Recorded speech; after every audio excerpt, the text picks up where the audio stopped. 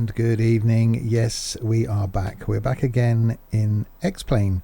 And yeah, spare in a moment, we are somewhere that's been on TV this week. I think from positioned down that end of the runway, over there somewhere, on Plane Spotting Live on BBC4, which is actually quite interesting. One of the presenters was stationed here at London City, which is where we are, and the rest were stationed at the Aeropark at East Midlands. So originally discussed flying from London City to East Midlands, and then one of the flights that runs from London City goes to JFK in an A318. Is that right, Sam?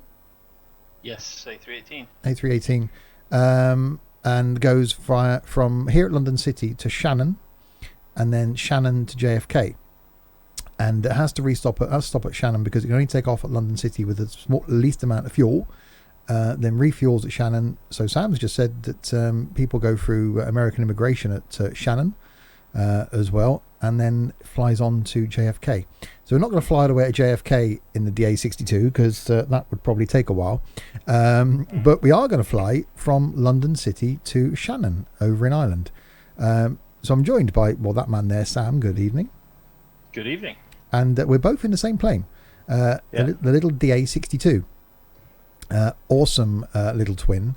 And the sun is going down, so this could be quite a nice flight. So here it is in little nav map. So London City over to Ireland, so 339 miles. So a little bit of a trek. So it's going to take a while. Welcome aboard for this one-way trip, says Chaos. And then I do really want to do, which I don't know when we'll fit it in, the next leg. So Shannon to JFK. That'll obviously have to be in a jet. So maybe we'll see how long this takes and see how long the other leg is. Maybe do that after trucking tomorrow, or maybe one weekend. But we will get to JFK because I don't think I've done much on the east coast of America as far as flying is concerned. So let's jump inside. Power this thing up. Avionics on. Now this is the one with the fuel switches. I can never remember where they are in this thing. Or is there no fuel switch? There is a fuel switch. Is there in this? I don't know if there is.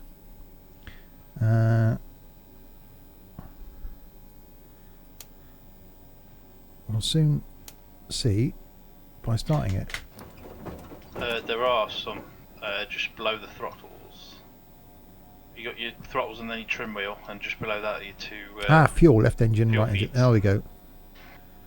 This is all new to me as well, though. I've never flown this before yet, so...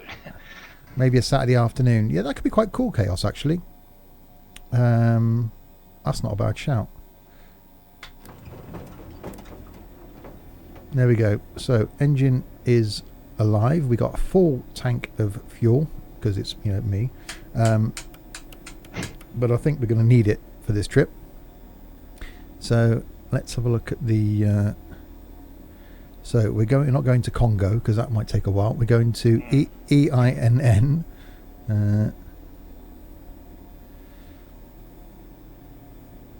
Yeah, Saturday afternoon might be a good shout. Chaos.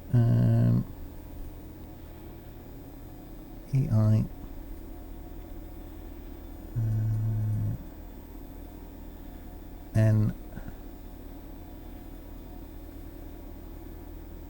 N Shannon, there we go.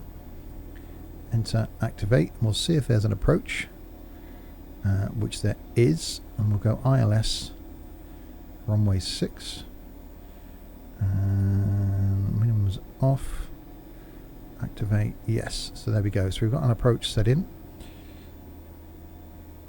That's all fine and dandy. Plane is warming up.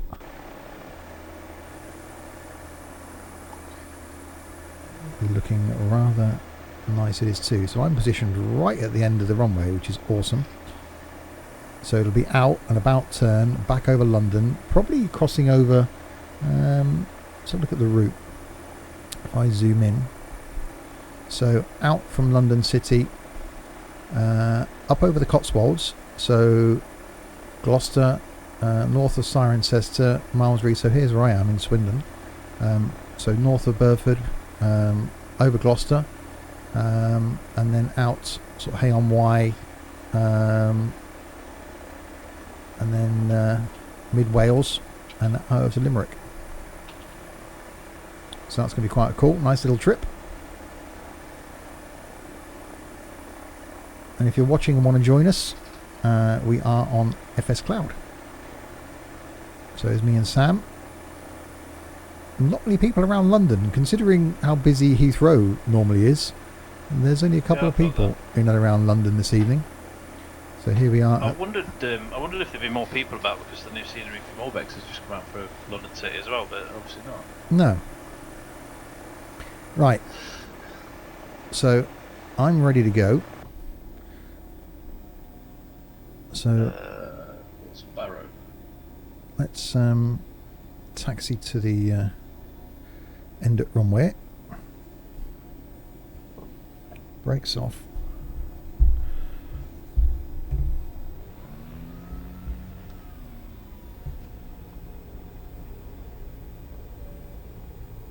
At least my throttles are working, that's a plus.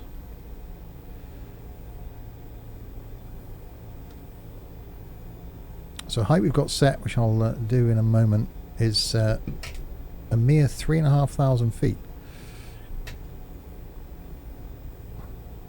So it should be quite nice flying over the UK as it's getting dark, and then by the time we come into Shannon it will be dark. Right, this is all new to me, so this could be interesting, but whatever. Is it going to be a challenge for you? Best way to learn is by doing, I suppose. Well, yeah. Yeah, so Sam's in the same plane as me. So just over there. We'll wait here for Sam to start taxiing.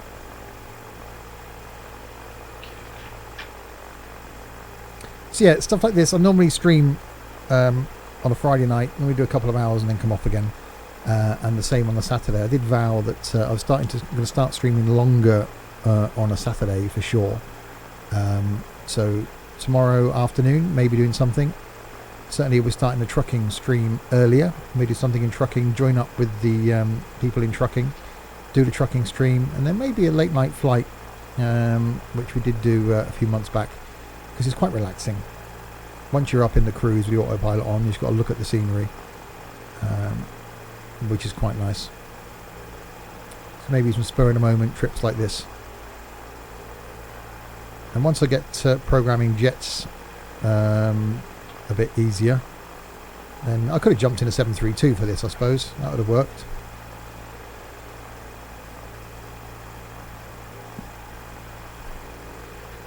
Because I can start that. Yeah, you're in a Flybe-8, according to me. Nice. Good old FS Cloud. Oh, I can see someone flying over. Aviator Lars.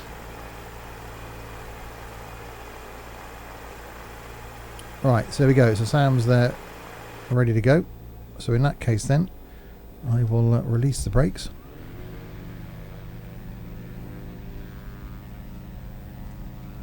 And off we go. So this thing should have no problem at all taking off from London City. If it doesn't, there's a problem. And it'll be something to do with the pilot.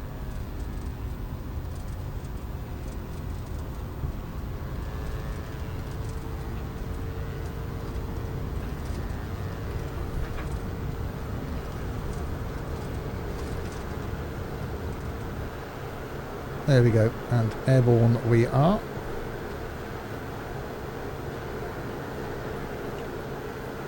And gear up.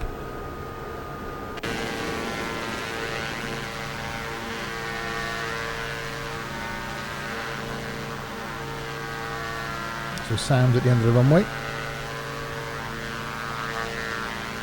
So we do a nice about turn.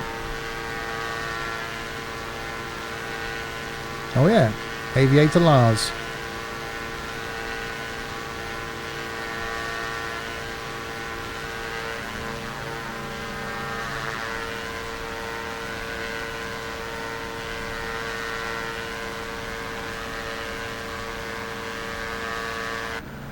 I don't know where my autopilot's taking me, but it's not taking me where I should be. I had this problem last time. It's taking me off towards Scotland. Well, British Airways have known to fly to Scotland rather than places like, I don't know, Germany, when they're supposed to. Heading a 58 for 349 miles. I'm going to be, literally, I'm going to be at the tip of Scotland if I do the way... So let's reprogram this then. Direct to EINN, unless I program the wrong place. Let's have a look. E. I.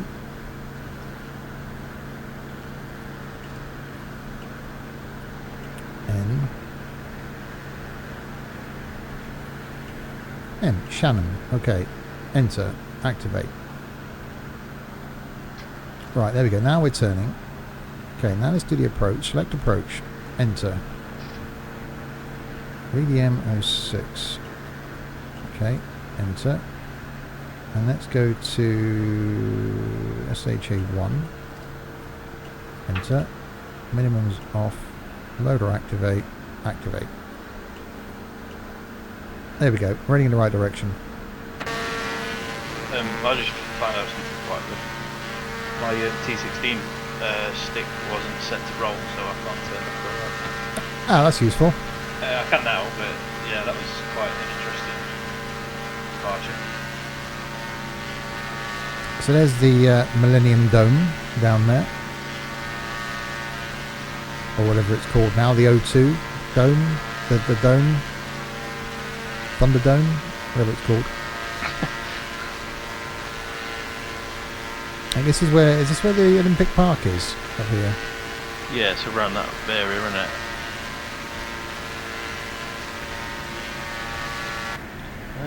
What's going on?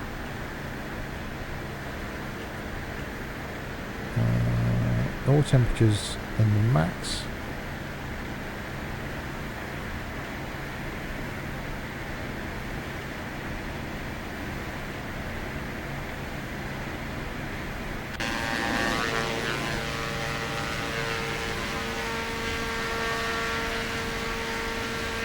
There's the Shard over there in the distance.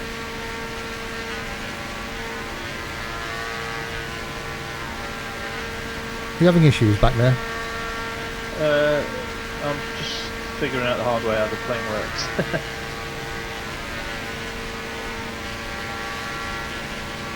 There we go. Looks like Aviator Lars is coming into Heathrow, which is over there. He looks quite high if he is.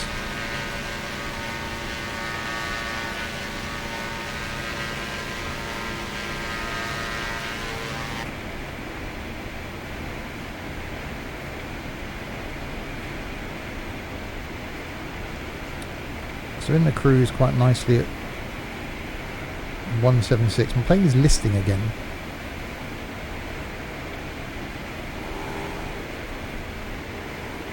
Which I'm sure is my rudder pedals. So let me just recalibrate my rudder pedals again.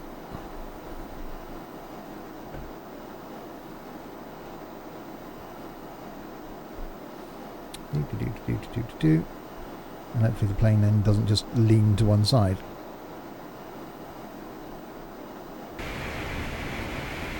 There we go. Oh, still slightly. So we've got a very fat person sat in the right hand seat. That's the wrong seat.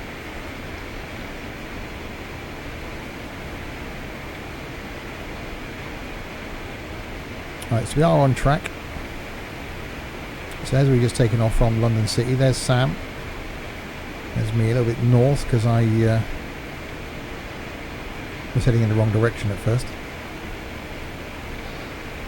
But we are on track, heading towards Edgware. That's how you climb. Figured it out now. Oh, okay.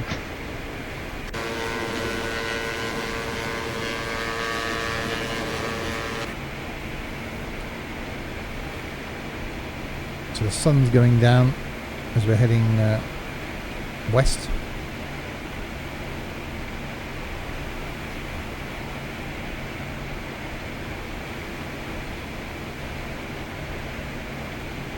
So distance showing as being an hour and 47 minutes.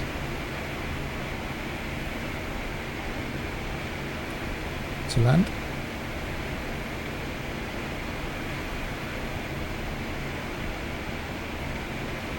Obviously at this sort of height, not really going to gain anything over that. So let me try and climb up to 5,000 feet.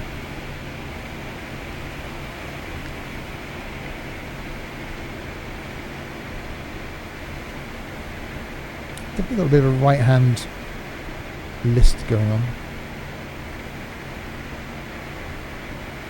It's like I'm in a boat and about to capsize. Guys, the scenery is just ridiculous, isn't it? The vector. Turn the game audio down. It is pretty cool, isn't it? I've just gone over the financial district heading towards Tower Bridge, and it's ridiculously good.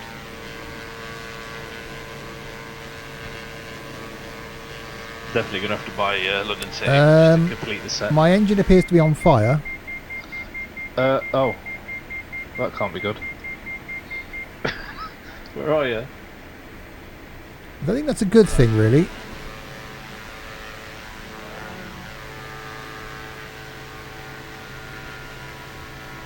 So I think I want to go to fire station. Edit failures. Fix all systems, thank you.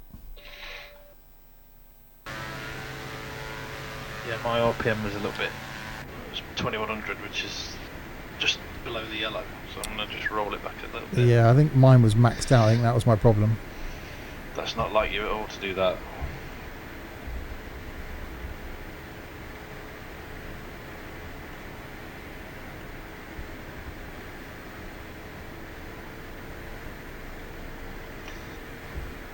I really like this little plane, it's nice.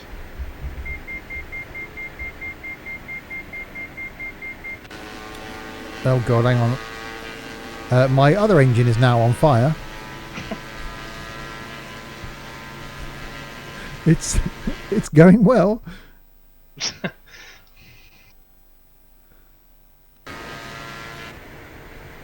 Right.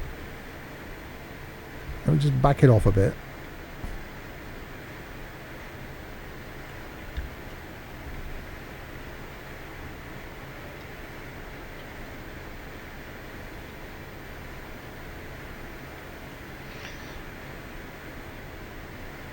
It was all going so swimmingly.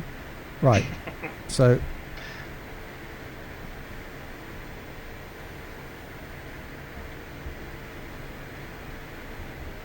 bring the prop RPM back.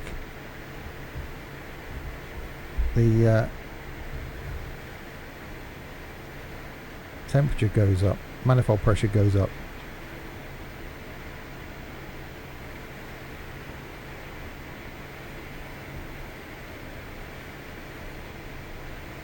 Right, I think we should be okay now. If we can go for a few minutes without catching fire, we'll be alright. Yeah, that's never a bad thing. But the plane is still listing to the right. I would probably recalibrate your rudder pedals, I think. I've just done that. Oh, yeah. Yeah.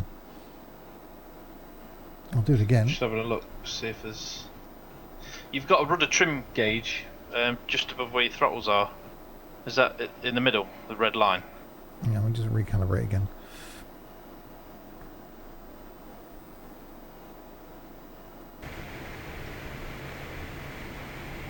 That's the pizza I had. What, catching fire? Oh, because it's listing to one side. Yeah, it's the wrong side though. Yeah, I did have 3/4 of a large pizza plus some mozzarella sticks. Oh, a pizza now. Thanks for bringing that up, whoever that was. Should have flown to Italy. Right, there we go. We seem to be okay now. We've stopped being on fire. Right, so there's me. There's Aviator Lars. Where was he landing then? That wasn't Heathrow. Where is he? Let's see where he's going. He's on the ground. Oh. Yeah, he is at Heathrow. Really? Yeah. Seems quite far away to be on. No, so that's Denham. Yeah. Oh, yeah, Yeah, Heathrow. because we're flying over. Well, I'm flying over Wembley now. I can see the stadium just below me. Yeah, a bit further north than you are. Yeah, I'm heading towards Amersham. So yeah, Denham is down there to my left, coming up on Wickham Air Park. So yeah, so Aviator Lars is at Heathrow. So there's Sam back there. I've got to say, I'm really impressed with this plane. It's nice. It flies really nicely when you stick boats properly. And when it's not on fire. I've been looking for a twin prop for quite a long time, and watching some of the videos you were doing with this, I've always sort of had my eye on it. And then when the sale came, I thought, yes, I'll get it. It was like £16 in the sale, which is really cheap for what the plane is. Oh, it is. And so for me, having a G1000 is great, but it's really well modelled. It's actually quite modern, isn't it, inside? I wasn't expecting that. Yeah. Prop boy says Chaos.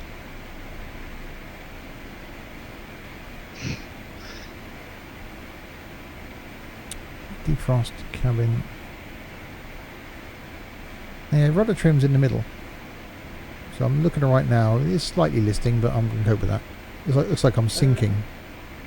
There is a northerly crosswind, but it's only about 9 knots I've got on mine.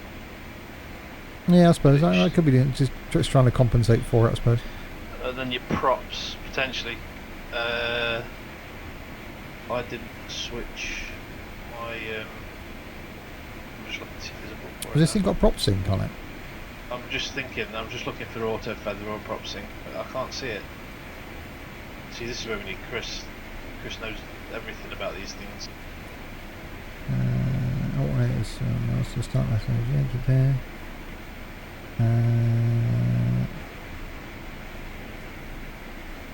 Don't think it has. It must just be like, because it's a more modern plane, it might just do it automatically anyway once you advance the throttles. Yeah, but not obviously too much because it will catch fire. Yeah, well, I'm cruising at 175, 176. Ground speed of 183.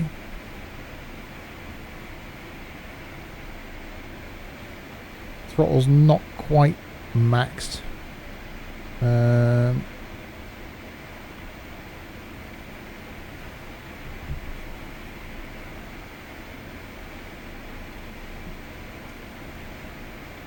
Well, I could max it. A prop RPM's fine, it's at 2300.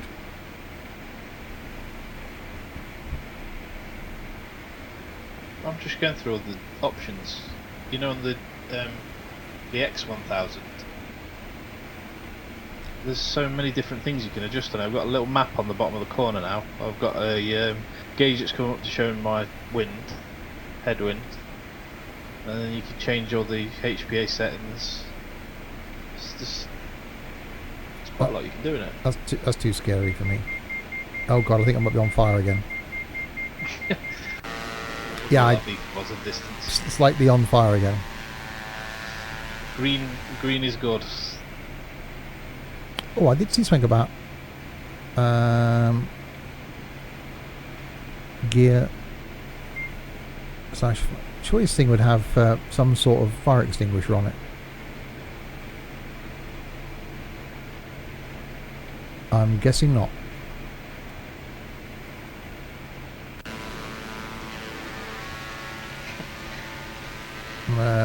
Let's go failures, fix all systems.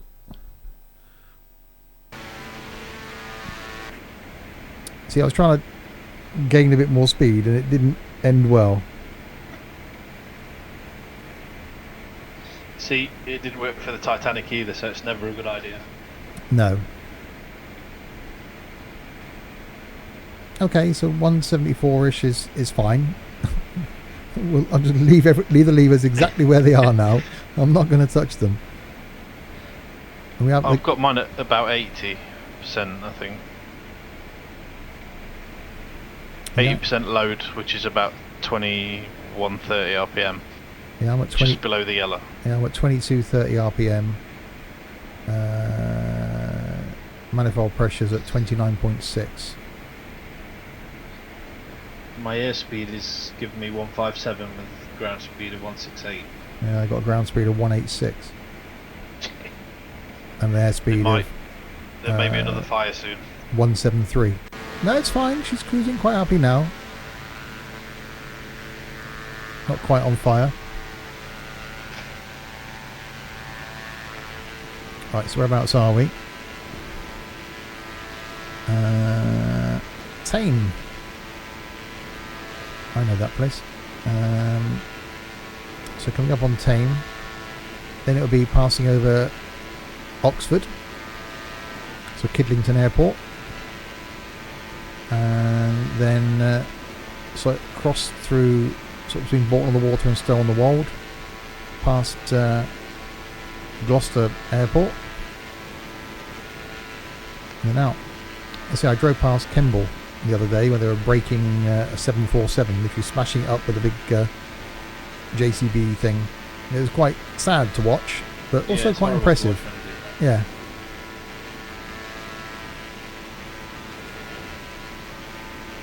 Well, there's quite a few people around now. So oh yeah. So there's me, there's Sam, a few other people there coming in and out of Heathrow. Where's he just come from? EDDM to EGLL. Sad git that I am. That's Munich to Heathrow. It is Munich to Heathrow. That's quite sad. He's one of the only people on that's actually posted his thing. Oh no, there we go. Where's that guy going? EIDW to EDDL. That's Dublin to Frankfurt. Yeah. Or is it Dusseldorf? Was that sort of area? Yeah, it's Dusseldorf because Frankfurt's EDDF. Nerd, says Chaos. Yeah, I know Chaos liked it when I tell him the ICAO code. So yeah, just heading towards Oxford now.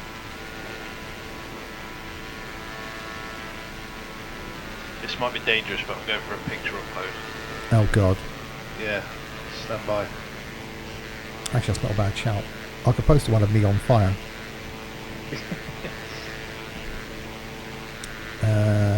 Output. So if you want to see these pictures and you're not on the Discord server, it's a reason enough to join the Discord.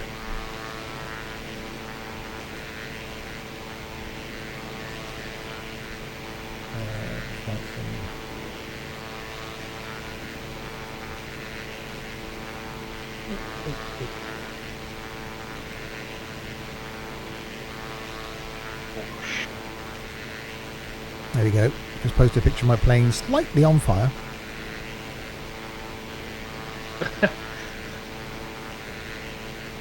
It's obviously not supposed to. Actually, it looks quite nice with the sunlight on it as well. It does, yeah. Not ideal. If I was a passenger, I'd be slightly concerned.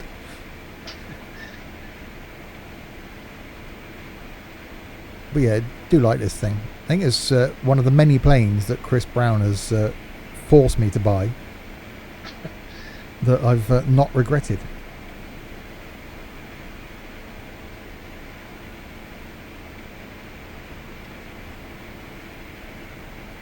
It is quite nice.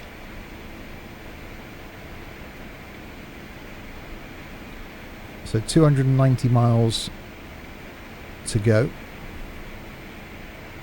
until we get to our destination. So there's the details. So 289 miles actually to there, and then descend to 3,000 feet, do 14 miles, turn again, another 3.9 miles, and turn again for 4.5 miles, descend down to onto the runway then. That's the plan, and by the time we get there it will be dark. So night flying into Shannon. Oh, I see hills in front of me. That's the Cotswolds. So that looks like that's Kidlington Airport, just over there.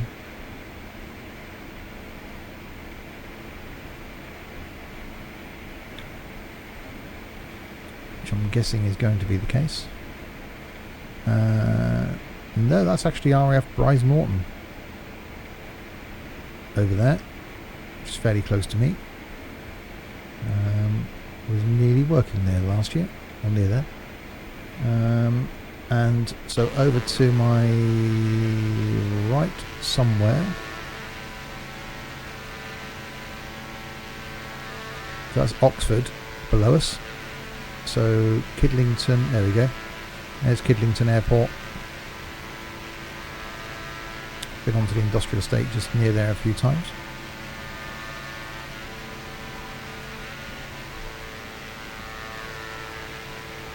So that's the main road south down to Oxford. So that's a junction with the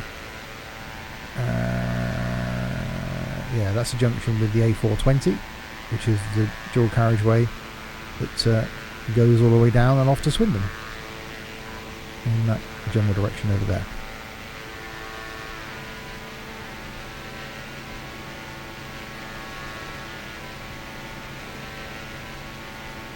So yeah, so there's Oxford and there's Swindon. So the A420 goes between Oxford and Swindon. If there's someone there, Mad Max is flying over Swindon, not far from where I am. I should look out my window and wave.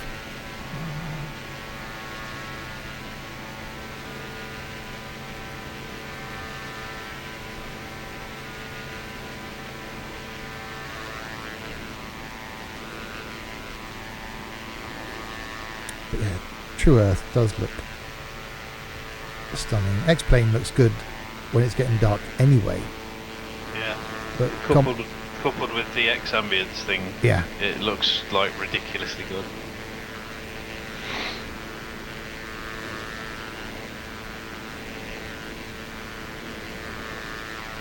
it does. I changed my sky colours again. Actually, they look really, really nice. I haven't fiddled around with that actually for a while. I've been messing about with it again.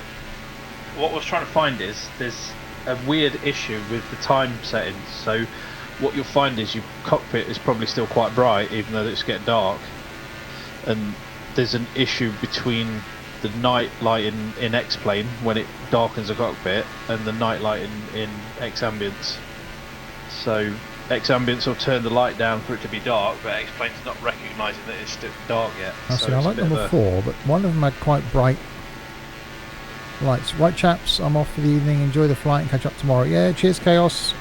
See you, mate. Enjoy Lost. So yeah, number 2's got really bright lights on the ground, which I quite like being able to see the street lights, whereas I can't see them at all. So I can actually improve them, can't I? Where is the one for lights detail scale? Is that one? Nope. Bloom effect. Just below that one.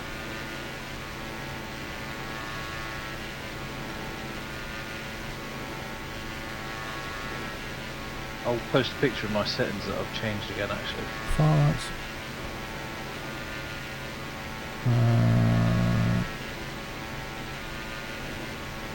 No, it's not doing anything. I'm not.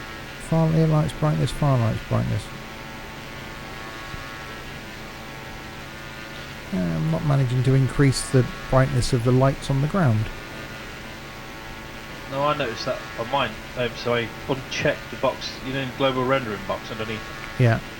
There's a corrected lighting box. If you tick that, it will go light to dark. It's weird. It's almost like a filter. 3 of those on mine still say inoperative. You've not updated it then, yeah? No, of course I haven't. This is me. It's been updated, I think, 2 or 3 times since it's come out, so...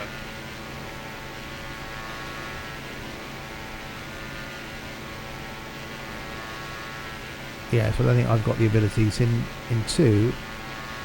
Let me see if I can dim them down. So is that bloom effect?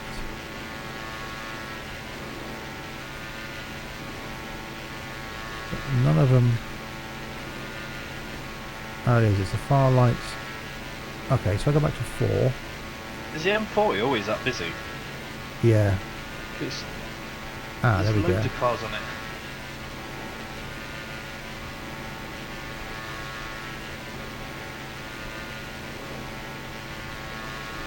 There we go. So we've got a bit of a lighting going on now in the villages, which is quite cool. Right, so where am I over now? So just gone over Burford. I went through there last week. So the A361. So just north of Burford. So heading towards Little Rissington, which is where the Red Arrows used to fly from. It's where they used to train out of Rissington, which is down here. Which I think is pretty much all industrial estate now. An absolute shame. So there's the main road going down to into Burford. So there's Burford.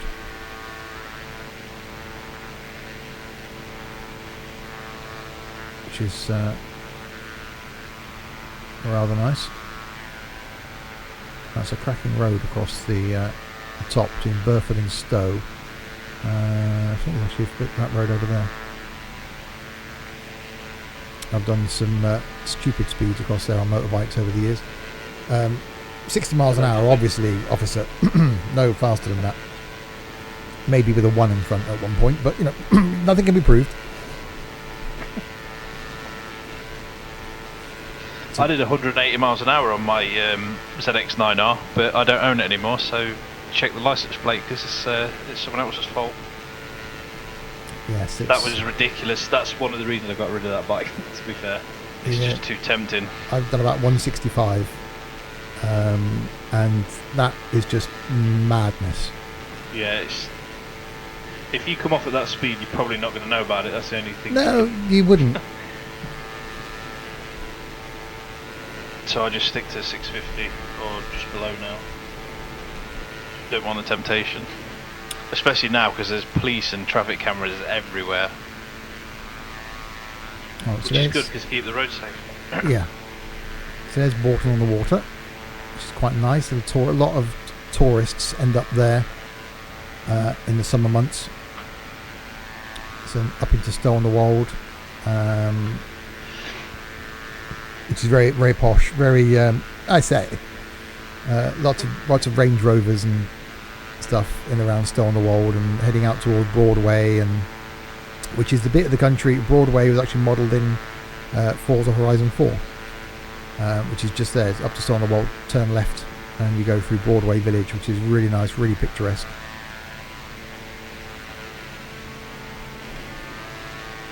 And this must be Gloucester and Cheltenham, I'm guessing, coming up here.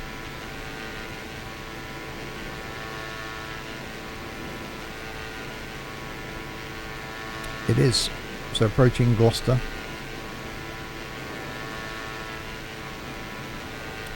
And then flying over Newent to actually nearly fly over Richard Hammond's house. So he lives near Ross-on-Wye. In an old castle, as you do. You do if you work for the BBC at some point in your life, I'd imagine. Yeah. And have a major accident that would probably get a hefty insurance payout. Yeah. And write several books on it. And, He's done that a couple of times, hasn't he? He must be loaded. Yeah. So there's Sam, and there's me. Sam's just coming past Oxford. I'm coming up to Gloucester. So pretty much a straight line now. Just skimming past the Brecon Beacons, which you can actually see out in front of us. And then Wales over... I never knew it was called that. St George's Channel. Over to Ireland. I always thought it was the Irish Sea. Didn't realise it was St George's Channel. Yeah, the southern part is. It's weird, that one. I'll tell you where it's nice to fly, actually. Just off the coast, that is Cork, the south coast. You've got Waterford and Cork, they're two really nice airports. With some actually quite good freeway scenery for them as well. So this must be Cheltenham. We're flying over now. So the race course will be here somewhere. And there's Gloucester down there. And the M5 snaking its way northwards, which I should imagine at this time on a Friday night, as the kids are just broken up for school everywhere now, will be ridiculous. Oh, that's why the motorway was busy. I was going to be going to the coast tomorrow for the day, but managed to convince the other parties that not a good idea. Not on a Saturday once the kids are broken up for school. No. Not going to happen. It says Gloucester Airport, which is just lit up. Look at that. God, this scenery looks good. Yeah. Staverton Airport, top left. Staverton? Nowhere near Staverton. How much have you missed? You've missed pretty much London City to here.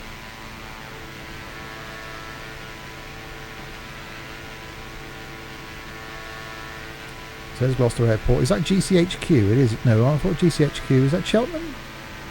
Yeah, I think that's GC. Yeah. Yeah, GCHQ, the place where people work that they can't talk about it.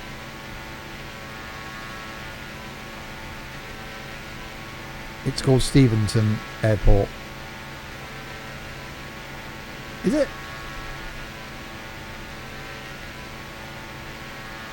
It says Gloucester.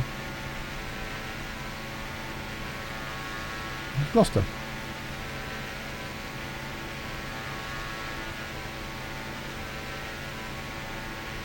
Or are you talking about Oxford Airport? That's Kidlington. I'm confused, Tux.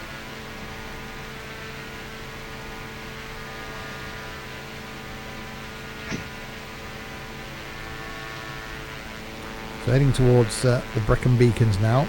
Plane. Oh, Gloucestershire Airport, formerly Staverton Airport, is located at Staverton in the borough of Tewkesbury within Gloucestershire, England. It lies 3.5 nautical miles west of Cheltenham, near the city of Gloucester and close to the M5 motorway. It is. There's the M5 motorway. There is the airport. It is close. It's called Staverton Airport, but it's Gloucester Airport. Okay. Tonight's information courtesy of Wikipedia.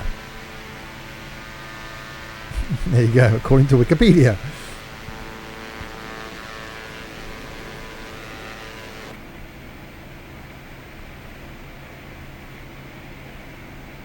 Right, so we're on track.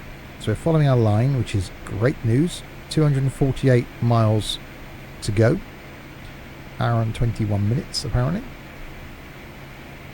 Yeah, I'm a little bit concerned about my fuel level now. Although, I'm only burning about 8 gallons per hour, so... Using 10.9 gallons an hour. I've got 20 gallons, 25 gallons left. So I'm fine. London to Ireland in a prop. Wow, how long have you been airborne for? We've only been streaming for 44 minutes, airborne for about 35?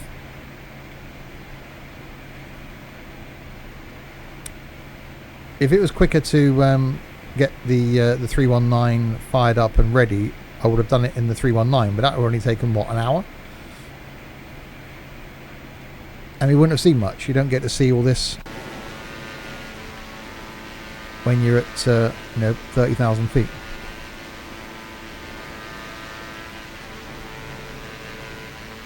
Because True Earth does look really, really good.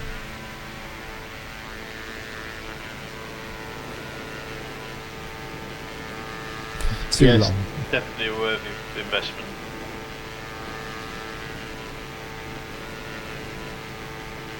Too long, I want to go home. Tux is trapped in the plane. Nope, you're not getting out till Ireland, Tux. Are we there yet? Oh, we're nearly there yet.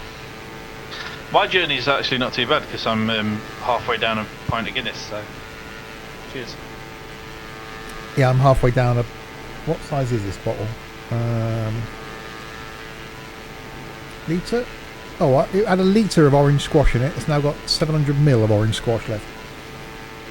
Nice and warm. And it's slightly warm. I want to get this sort of stuff for my X-Plane, but the lack of job is a bit of a barrier right now. Yeah, funds can be a deciding factor when X-Plane's concerned, because it can absorb all money from your wallet.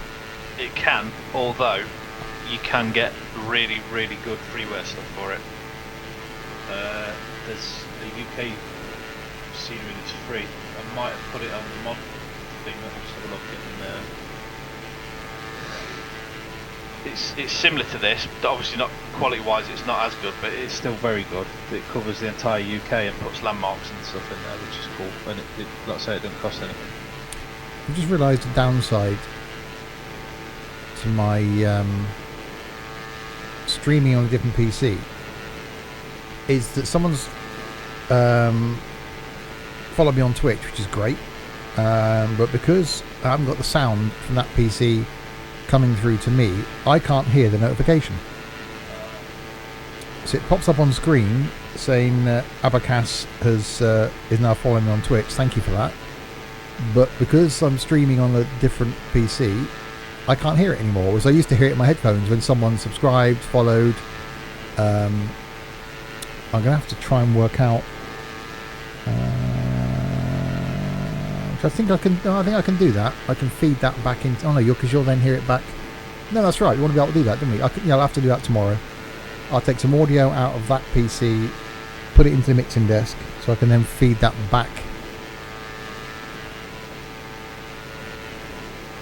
Yes, I can do that. Bad workman blaming his tools. Yeah, it is. I just didn't think of the. I've got the audio going into the streaming rig, obviously, but didn't think of having to have audio coming out.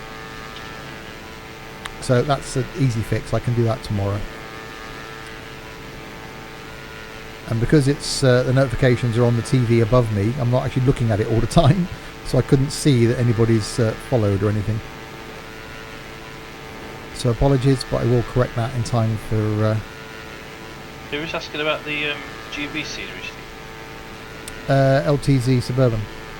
Is he following on Discord? So I'm going to post a link to the free GB Pro V2 VFR scenery in flight. Yeah, that's Amy Lou. Oh, cool. I didn't know that. Sorry, Amy. LTZ, yes. Tux, LTZ. Zulu. Yes. Not LTZ Suburban. Zed's dead. Yeah. Unfortunately, it is LTZ Suburban. Was a bit of a reference for anybody that Back in Americans. She's from Bristol. Oh well, we've all got a cross to bear, I suppose. Which is far too close. Sorry. Far too close to Tux for anybody.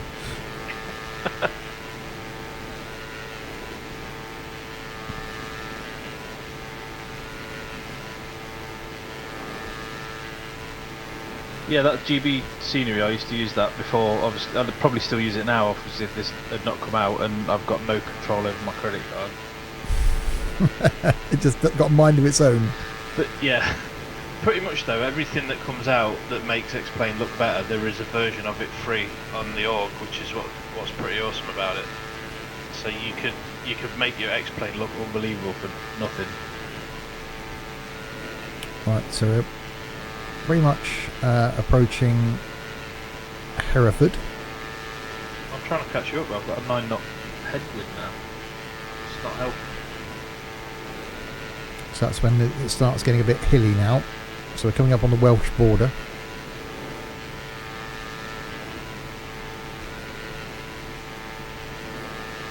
So Hereford is down there with Cheltenham and Gloucester behind us. Sam is back there somewhere. I've got my landing lights on, I've just realised that. Let's turn those off. And the taxi lights are on as well. Let's turn those off. There we go, that's better.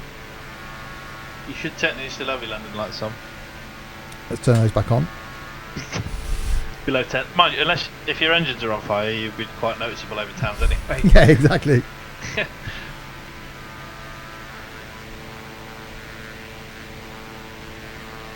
So yes, coming up on. I'm just coming over the Cotswolds now, and Gloucester looks pretty cool, all little.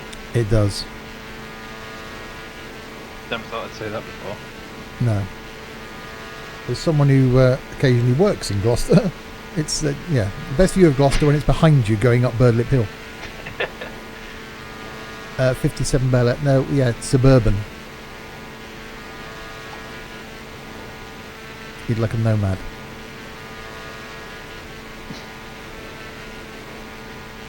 What's the one that thingy in Beverly Hills Cop? The car that he drove, Axel Foley. That was. If I was going to have something American, I wouldn't have something run of the mill, that everyone would have. I wouldn't have a Camaro or Mustang or anything like that. I'd like an old 50s like Ford F100 pickup truck or something like that. Was it a Dodge? I can't remember what it's called. Because they asked me if he was just driving last time I saw, when you went to the art gallery, wasn't it? Last time I saw you were driving that piece of crap, whatever it was. What are you driving now? And he just said that piece of crap, whatever it is. Chevy Nova. There we go. Thank you, Larwood.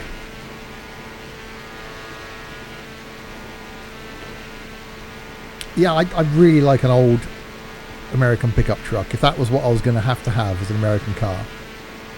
Yeah, really old F100 or something. Oh, it's getting cloudy. I think I'd have a Cutlass just because they're so stupid. But I could want one. Probably paint it up like the Blues Brothers one as well. I actually went past a Crown Vic the other day. Absolute favourite 80s G-body. I quite like the new ones. I watch a few YouTube channels. I follow an American truck dealer. Well, they call them trucks, and they pickup truck dealer that occasionally does tours of their pickups on YouTube. I quite like the really new F-150s. They are really nice.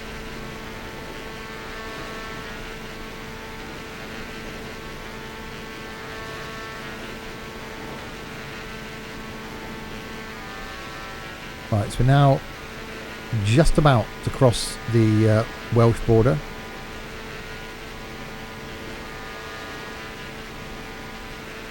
Into the Brecon Beacons. Went to a motorbike show up this way somewhere once. Bilth Wells, that was it, which is up here. That was quite cool. Really nice ride up.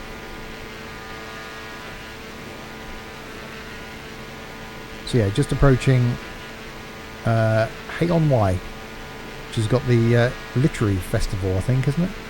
Hay-on-Wye Festival. So there's our journey for 339 miles, London City to Shannon. The reason we're doing it is there's a plane that takes off from London City, goes to JFK, the A318. And then so goes London City to Shannon, refuels, and then goes JFK. So I'm going to try and do over a couple of these videos or streams that journey. So this section of it doing nice and low and slow because of the scenery in the DA62, and then we will do the second part, Shannon to JFK in the 319 because I haven't got a 318. Yeah, we'll try and plan that at some point over the next sort of 2 weeks maximum to finish it off. So I've never flown into New York, never flown into JFK in X-Plane, so it'd be a really cool experience for me to fly down the East Coast and into New York. That would be quite cool. So yes, could have done this in the 319, but it'd been quite a short journey and wouldn't have got to see much of the scenery, so I thought do it in a prop plane, and Sam suggested the DA62, and what a great little plane it is too. Yeah, I really like it. I'm really happy with that for a prop. Silverado Julie, now you're talking.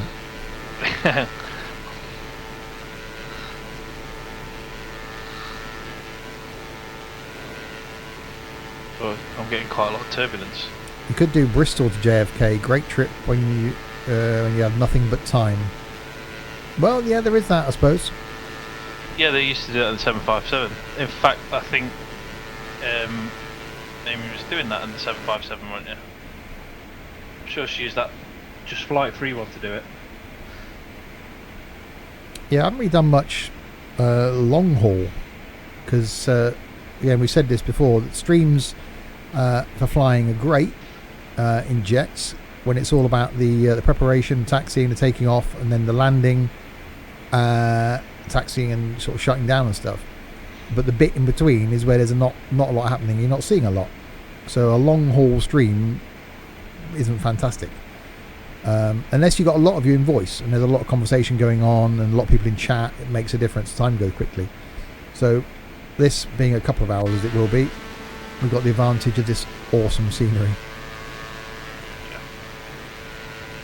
The longest flight I did was actually an X-plane. It was the Heathrow to where did I fly to? Rio de Janeiro. Oh, blimey. That took 12 and a half hours, so that was a long flight. Yeah, that was me, says Amy. Need one for X-plane to see how it goes with the X-plane graphics. Unfortunately, the 757 for X-plane, even though it's brilliant, is just really expensive. I want to do the world's longest flight. Now, I don't know if that's the one. Is that Singapore to JFK? Yeah. Currently. Yeah, he mentioned it on Plane Spotting, didn't he? Yeah, I think he did actually. Yeah. So yeah, At the minute, that's the longest flight, but 19 hours, isn't it? something like that. Yeah, it's a bit of a bruiser. But they're going to be doing Sydney to London, aren't they, soon? I've got to do that. I'm going to have to do that actual flight. I'd love to do that, like in real life. Oh, I'd love to do the Yeah. Australia. Even, one of those things which a couple of YouTubers have done it. I'd love to just do it, spend a couple of days and just come back. Because it'd be more about the flight for me than the actual seeing it, just to say that I've done it. I haven't even looked at how much tickets are. Well, Qantas are actually a decent airline, so I wouldn't have thought they'd. I mean, it's not going to be cheap, but they wouldn't overprice it. I don't think they're pretty smart with their pricing, actually. And one of the guys I follow, in-flight video, he did it in economy.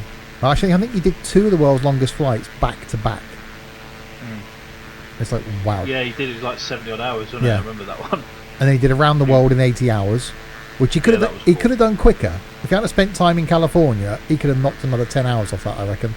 Yeah, he got held up in Mumbai as well, didn't he, at the airport? Yeah, he tried to get fleeced by someone trying to get me into a taxi that wasn't actually a taxi. Yeah, yeah, like at literally every airport in the Middle East that was happening. But it was because the airspace was shut over Pakistan, wasn't it? So they had to fly the long way around into India. Because they can't seem to make friends. Oh, this scenery is so nice. It's the fact that you can see, cars on the road with the lights on.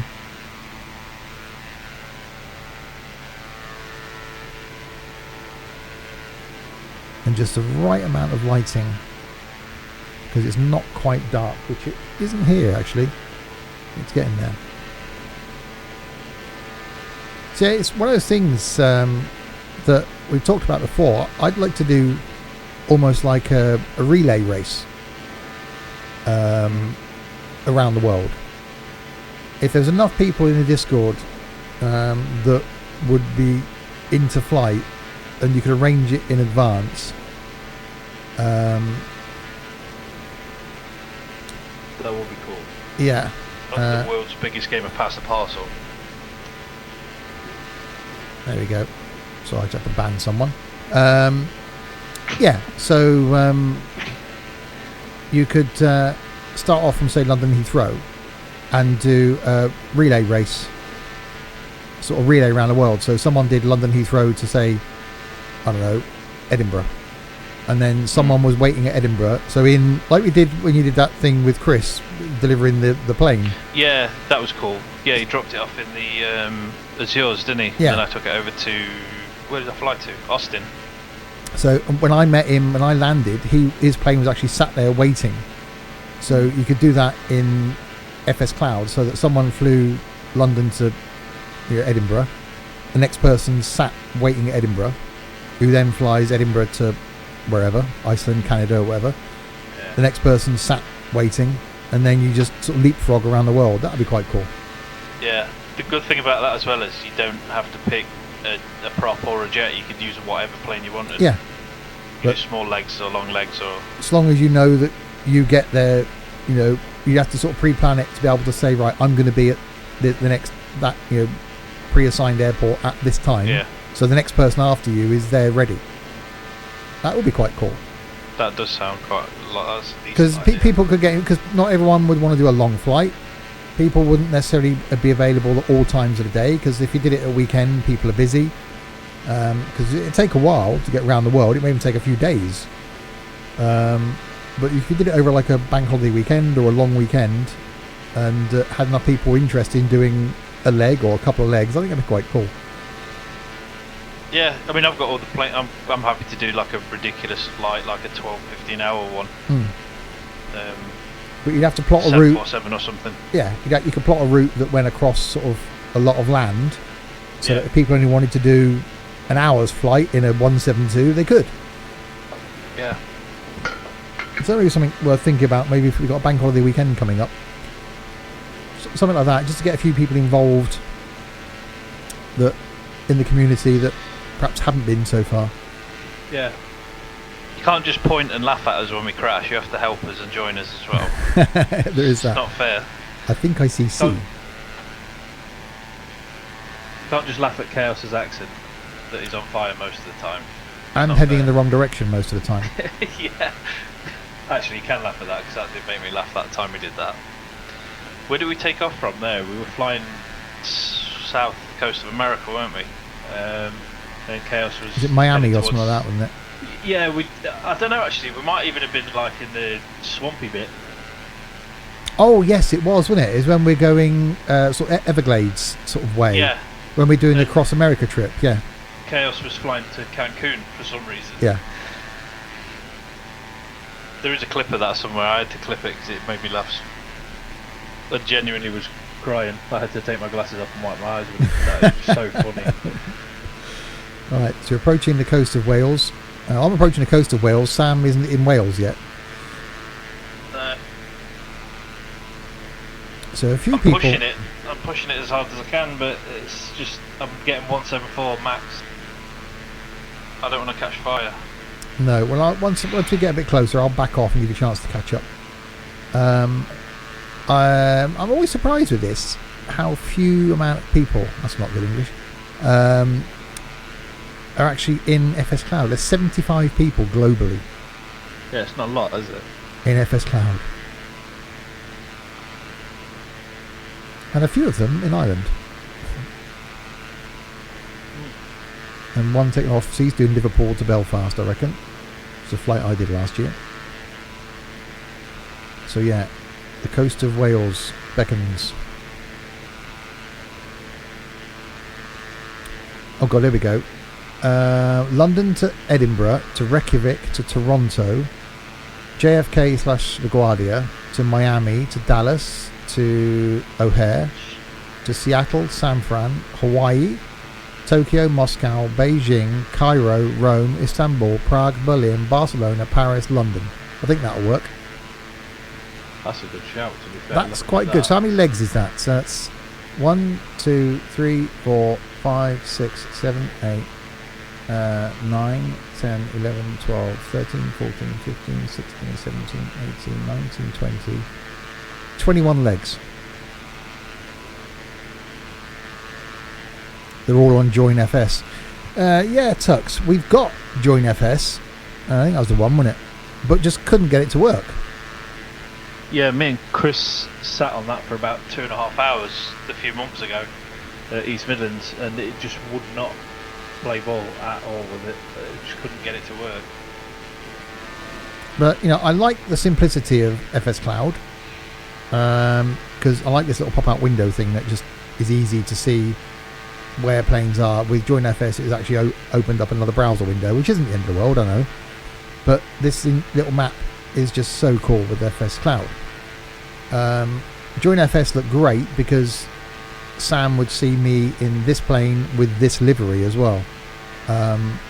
So that is more realistic. But once you're off the ground, we rarely get that close to each other anyway, because we're in different directions at different heights. The only little thing me and Chris thought of that might not be brilliant with Join FS is if everybody's in payware planes, it might absolutely destroy your frame rate, especially if you're somewhere like Heathrow, and you might have 10 people in, I don't know, the flight factor 757. It might just obviously you're at Heathrow anyway, so it's going to be pretty rough on the CPU and the GPU. It might absolutely kill your frame rate in your flight sim. Although there must be a way to turn traffic down so you don't have to see everybody. Talking of traffic, that Just Flight thing's coming out in August, I think. So there's 30 quid down the drain again. Well, not down the drain, but That's going to be dangerous. Apparently it works in multiplayer as well. Oh. So you can turn that on whilst we're in FS Cloud, and it will recognise where we are and direct planes around us and away from us. So that's going to be pretty good. I always used to have the FS Traffics when I used FSX from Just Flight, because they were always like the best traffic programs. So hopefully this one will be good as well.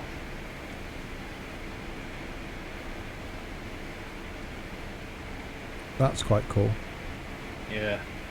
See if I can find a link for it. I'll post it in Flight Sim. So I'm not the only person that wastes my money on it.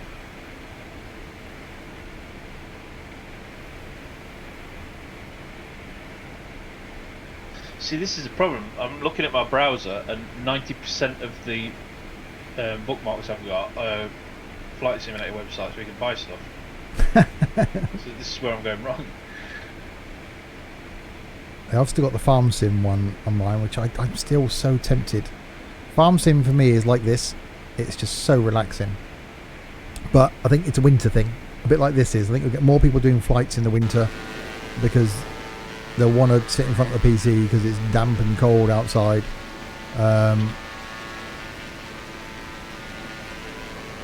But it would be great to get a few more people involved in doing some flying. I do think that around the world relay, there's some legs in that.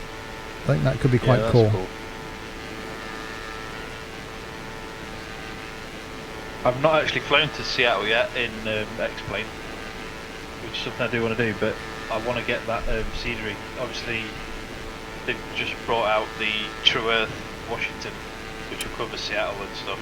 Actually, I haven't flown to any of those. Well, Heathrow I've been in and out of. I haven't done Edinburgh. I haven't done Reykjavik, Toronto.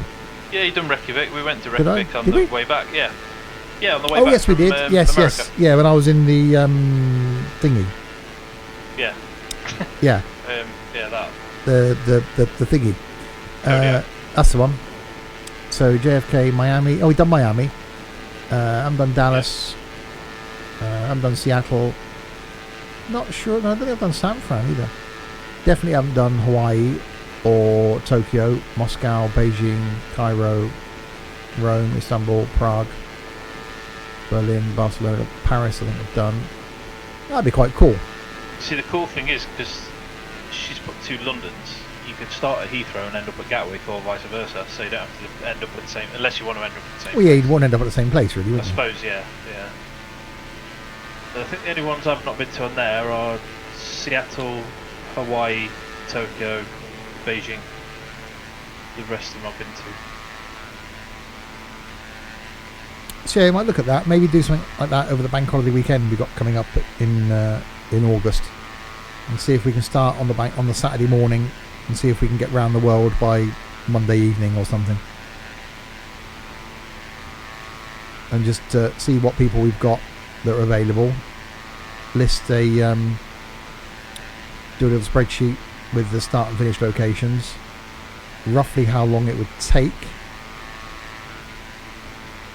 So some legs you pretty much have to do in, if you're doing those journeys, there's a couple of those you could probably get away with doing in a prop if you wanted to. But they're going to take a while. So Prague to Berlin, you could do. Paris to London, obviously.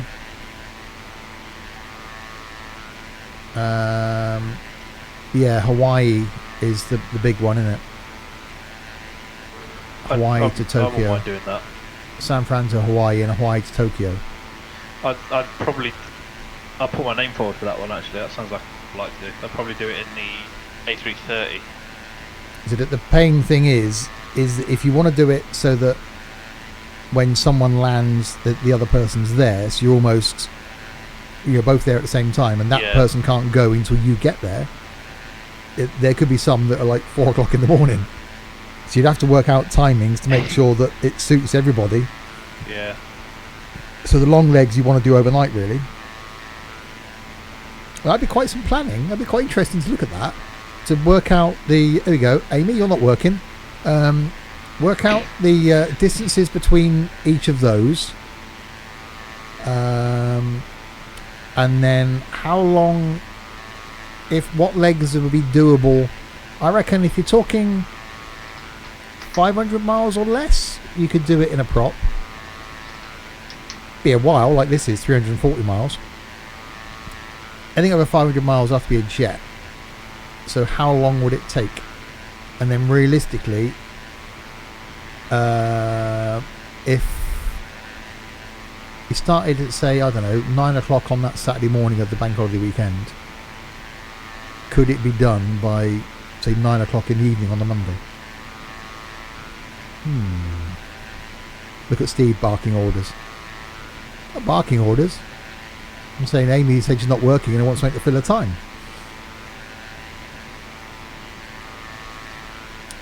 I think that could be interesting. That could get people involved. You could even push that, actually. If we could do, because we talked about this round the world trip thing. You could even do that and say, right, okay, if there's people in the Discord server that haven't got X-Plane and aren't interested in X-Plane, are there any of those routes that are connected by train sim that they could do it by train? Or is there any sections of that that could be done in ETS2? Like the last bit, Paris to London, you can almost do in ETS2.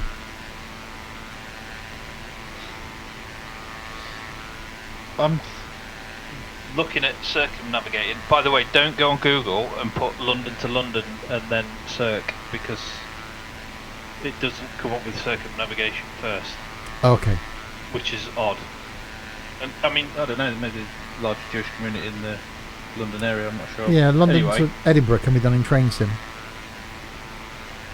The whole trip, circumnavigating from Heathrow to Heathrow, would be just over 27,000 miles. At a rough estimate.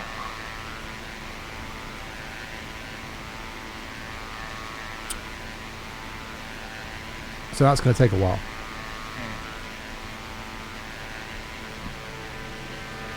But bit of controversy here. Luckily, the world isn't flat, so you can cut corners. Well, cut angles. Very controversial remark there.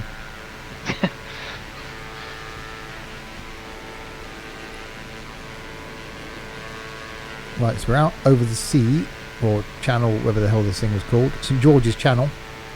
Who knew that was a thing? There's some flashing lights down there.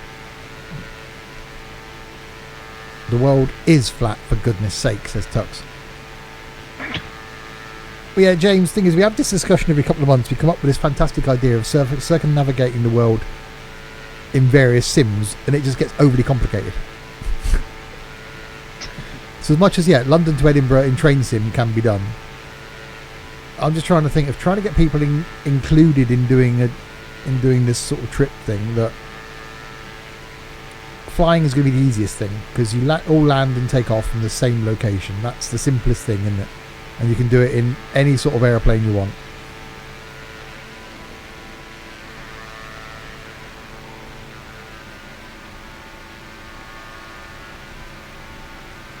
You did an equatorial circumnavigation in the T7, says Tux. Nice. There's a joke in there somewhere.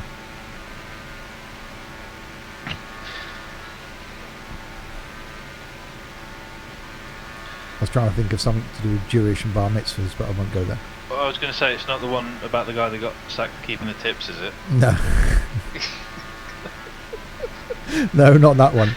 Oh, okay. Actually, James has just appeared on the ground at Pembrey Airport. Ooh.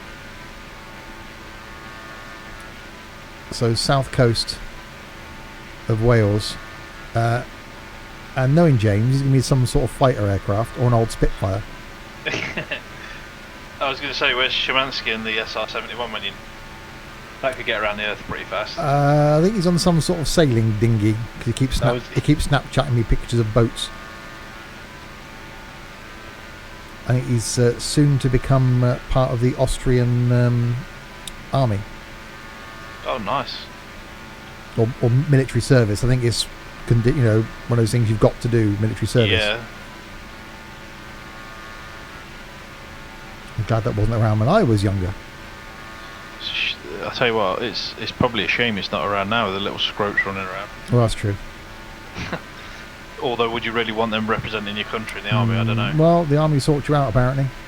Yeah, well...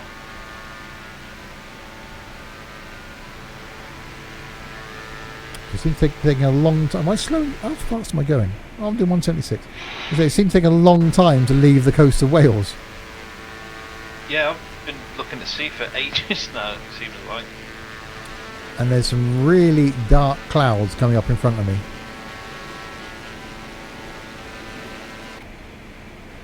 So how are we doing? 145 miles to go. 48 minutes.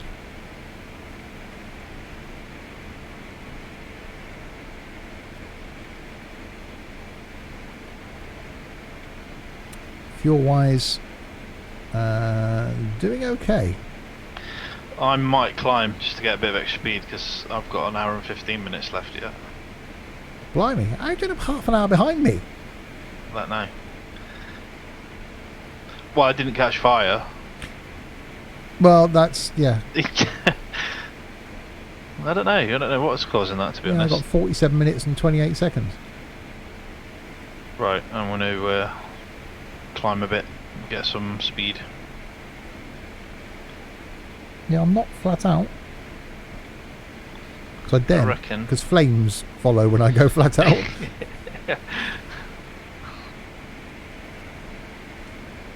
We haven't had a proper look around this plane yet, have we? Hang on, that's three. It says 3, 4, 5, 7 people can sit in this thing. I don't know if I want to be sat all the way back here.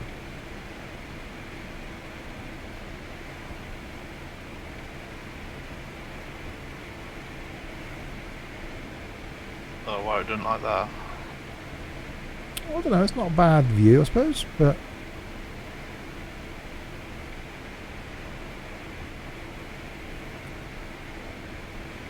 I don't know if I could spend a long time.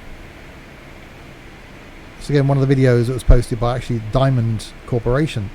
One of their ferry pilots had someone tag along for a journey where they flew from where they're made. I can't remember where they're made now. I want to say Austria, something like that. Yeah. To Canada. And they flew across to Wick, refueled, then went to Iceland, refueled, then flew to Canada to deliver the plane. That was quite cool. Well, it's not. It's actually quite nice inside the plane, isn't it? It's not the Yeah. worst place to sit for a long flight. I think the longest leg they did was like 7 hours or something. Is this the one with the parachute on it, or was that one? I think there's something else. So there's one with the parachute. I can't remember what that's called. It's not this, I don't think.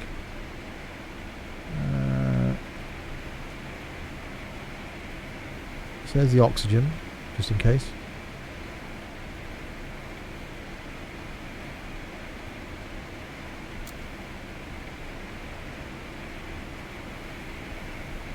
Oh, the Cirrus has the chute. Yeah, that's the one.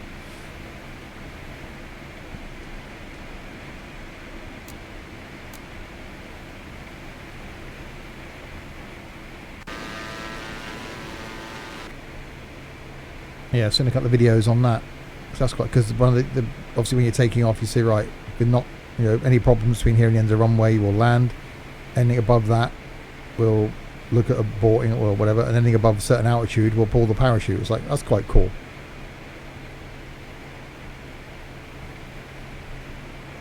So it's definitely getting a bit dark, cloudy out there. So James is now going quite quickly, considering he took off from here about 3 minutes ago. He's now approaching the coast of Wales. I'm not even approaching the coast of Wales yet. No, you're still in the Brecon Beacons. Yeah. I am climbing though. And then 50 Plus Gamer is flying past Swindon. He should have waved. Mad Max, who was flying south earlier, has obviously been down to Southampton, I think, and is now flying back up again.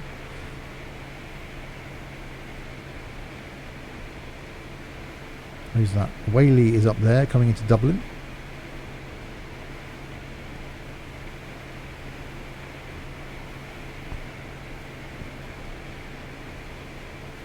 So 132 miles to go.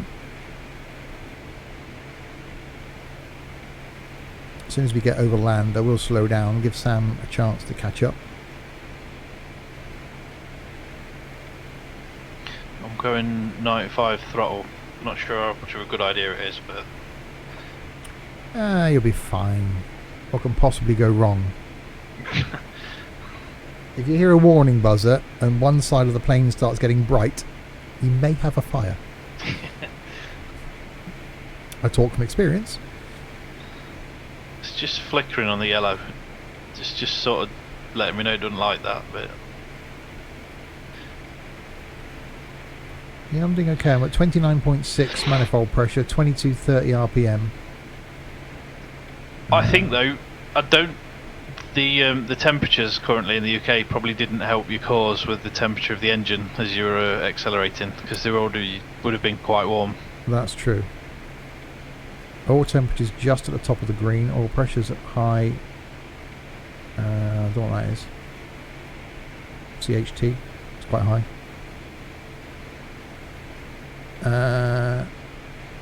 LOL Glad Heater. What's up, Steve? Or what up, Steve? There's a bit of map up there. Some ceiling and a compass. Quite warm, says Tux. Bit of an undertatement, that Tux, wasn't it? It wasn't too bad today, actually. Had the fans on at work. It was quite cool. Compared to yesterday, which was just ridiculous. In a small building with no air conditioning and a tin roof. It was quite a challenge. And you're in a larger building with no air conditioning and lots of hot bus engines. Yeah, it was lovely. Everybody was really happy to be there. I can imagine. Although that's what apprentices are for, you see. Running around to the shop and getting ice balls for everyone. Exactly. Looks like you're my favourite X-Plane 11 plane. Oh wait, I forgot, it's my only one. But I'm good with that because I love it. Yeah, it's an awesome little plane. I do like it. It's I probably detail-wise, I think it's probably up there with the Kodiak to me, because the Kodiak's this well detailed. But this has just got the edge speed-wise. I think this is about 10 knots faster than the Kodiak. Sort of mid 160s. The Kodiak cruises at, and yeah, as Tuck said, PC-12. That was going to be my second choice of plane for this journey. Was the PC-12. I still keep eyeing up the TBM, but I think I shall forego the TBM, and I'm going to end up with Concorde. After seeing a documentary last night, after playing Spotting Live on Concorde, it still frustrates me that there's no logical reason why Concorde couldn't have stayed in service. and It couldn't was be just because British Airways and Air France didn't want anybody else to have it. Yeah. That's all it was.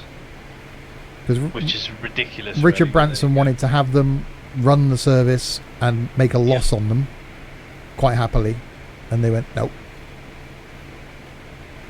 I think with Richard Branson's business nous that he's got, he eventually probably would have turned them into a profitable plane, because he's not stupid. He wouldn't have just stuck to the London to New York route. No. He would have done some other stuff. Like when the Concorde first came out and they were losing money, they did all like the tour trips, didn't they? They did like flights down to the Bay of Biscay. And charter flights. they did the world tour. Yeah, so I think he'd have done something pretty clever like that and got it back up to where it should be, and where it should still be flying now. Really, it's ridiculous. It took us back centuries in aviation, I think. You want to get the Mitsubishi MU2 Marquez. I guess that's some sort of fighter plane, is it? I'm quite like, prop planes are my first sort of passion, I suppose.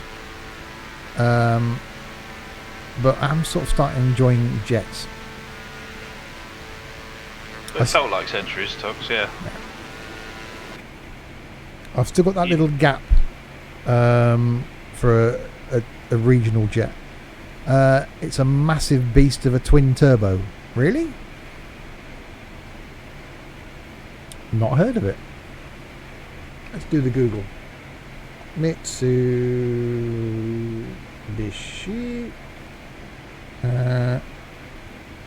MU2. Nightbot probably won't let you link it.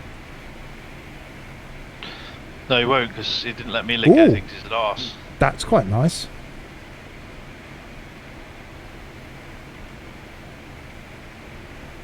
Yeah, there we go.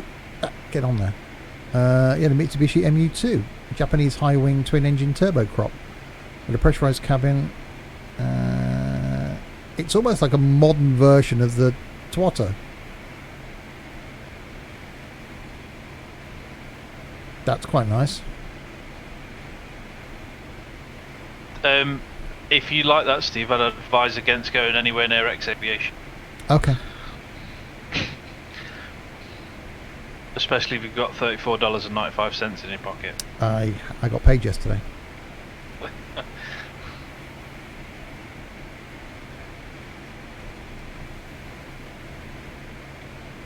Luckily I can't link it anyway, so...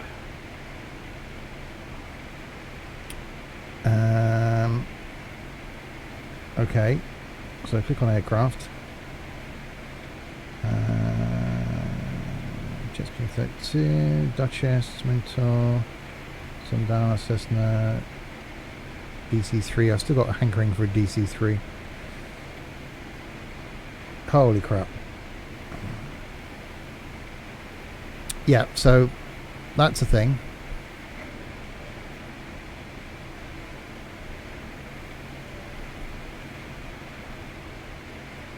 And a rather nice looking thing it is too, with a 530 in it.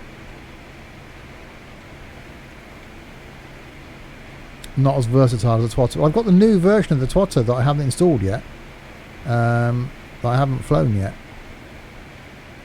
so I really need to fly that, but that's quite nice. But yeah, it's small regional jet is what I want.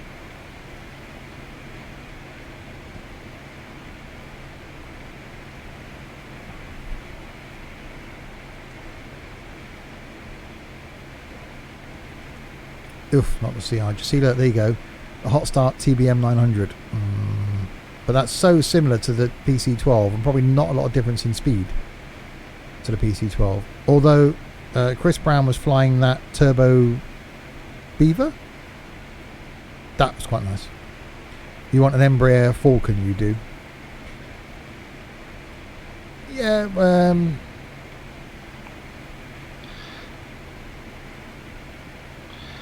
yeah, it's just something. I can't remember. I keep forgetting the name of it. The one that flew into London City on that show. The twin jet, little tiny. It's not the ERJ. Oh, the A220. No, the older one. I can't remember the name of it now. Oh, the ERJ. Was it the ERJ? What's that one coming through there? No, it wasn't. Was it the 4-engine one you're on about? No, the twin engine. Oh. Oh, I see land. Is that land? It could be land. It's land. Land ahoy! Yeah, it's not the ERJ.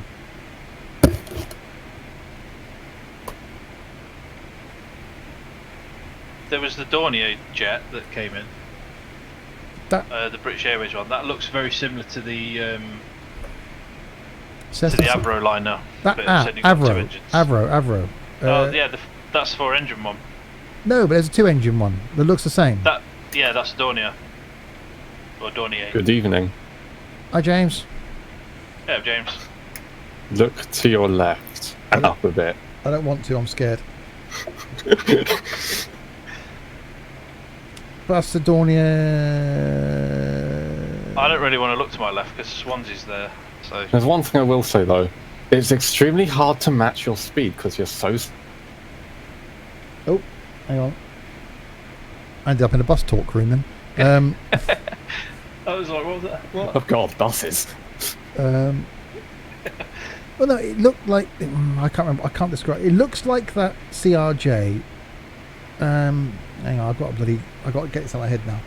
I used to fly it in FSX. It was a great little regional jet. I'm sure it only had 2 jets on it.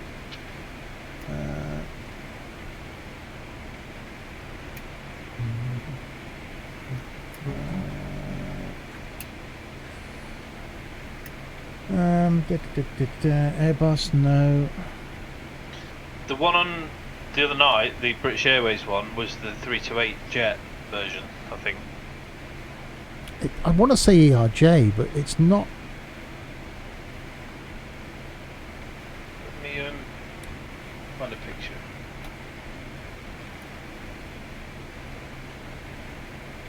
I want to. It could. Is it the Avro? I'm talking the Avro lineup. Hang on. The airliner's the 4-engine one. Oh god. Well, that looks like it. The one you just posted, but. Yeah, that's 328 Dornier jet. Avro With RJ.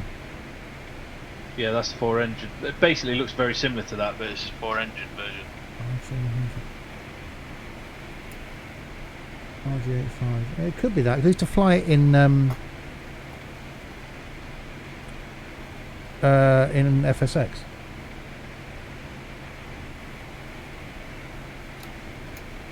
Yeah, that's the one Sam's just posted. That's the sort of thing I need in X-Plane. That small regional jet that will be out quite happily do a London City to Paris or to Frankfurt or up to Edinburgh.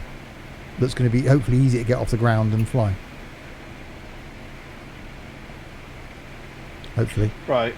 You missed a fun flight. I'm cutting my time off now. Eh? Oh, you're gaining time now? Yeah, I'm at 11,000 feet now, so... Oh, bloody hell. You missed a fun flight I took the other night. I flew from Fort Lauderdale exec to Craig Airfield in Jacksonville in the DA62. Nice. In Fort Lauderdale exec where Steve-O flies out of. No, that was Miami exec, isn't it? Yes. Yeah, that's one we went to, isn't it? Yeah. Wow, I don't know what's going on with these clouds, but it's looking...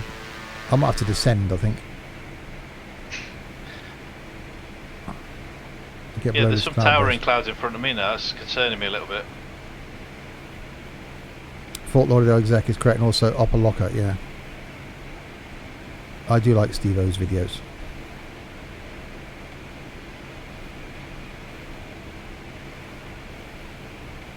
Right, so descending. Get below this cloud base. 29 minutes to go. So if you're watching this and enjoy doing a bit of flying, then don't forget we have a great Discord community which is linked just above there in the chat by Nightbot, where flying is quite a chunk of it.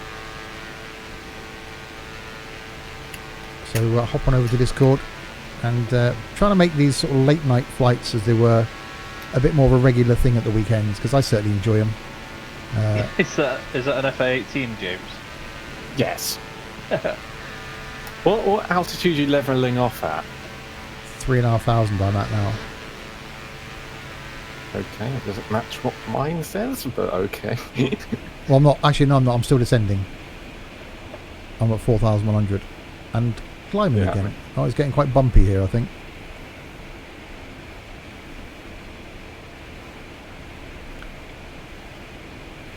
In fact, it's getting a little bit bumpy, so I'm going to start slowing it down. Oh, great. Just what James wants to hear. He's struggling to keep it from stalling as it is, let alone slow down a bit more.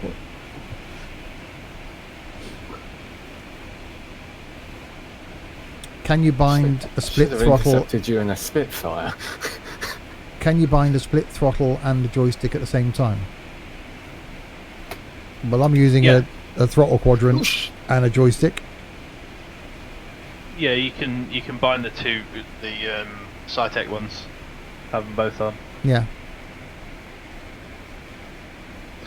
I've got the T1600, but I don't like the throttle because it's on rails, which is a little bit weird. So I use my Cytec throttle with my T16 joystick. You're having trouble binding it. Yeah, it can be a bit awkward sometimes. I just use a separate throttle quadrant, and I've got the Thrustmaster HOTAS joystick.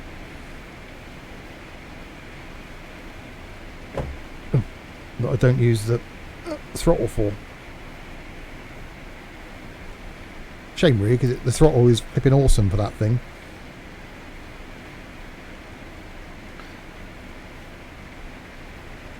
You have the Thrustmaster split joy and throttle.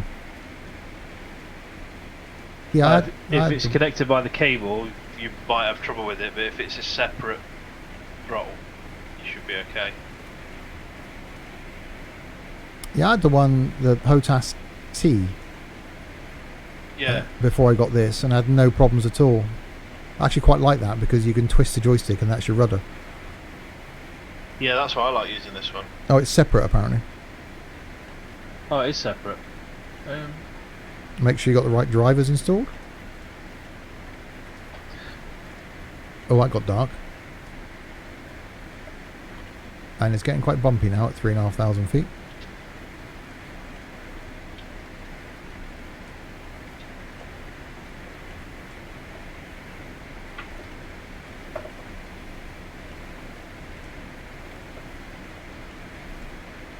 Right, so here Sam's finally out over the ocean. Yep. I've got a ground speed of 195 now. James is pretty much alongside me by the looks of things. I'm scared to look out the window. I'm in front of you.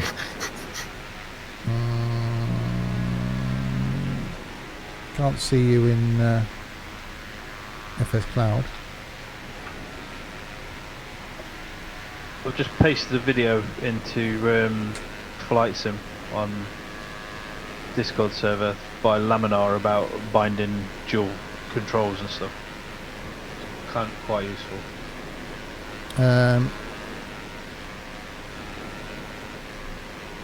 There we go. Check that out. There he is. Right, so I'm slowing down. I'm about sort of 163 now.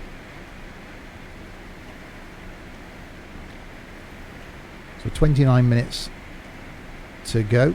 So 78 miles to our first waypoint, where it's now recalibrated to be at 3,500 feet. Then they've got to descend down to 3,000 feet. And then it'd be down to 1,600 feet.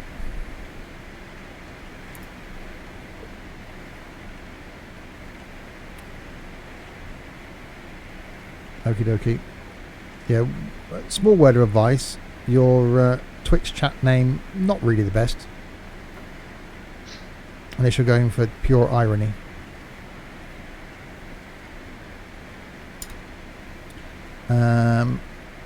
So yeah, there's James, there's me, and there's Sam. And then, oh god, where's Jack going?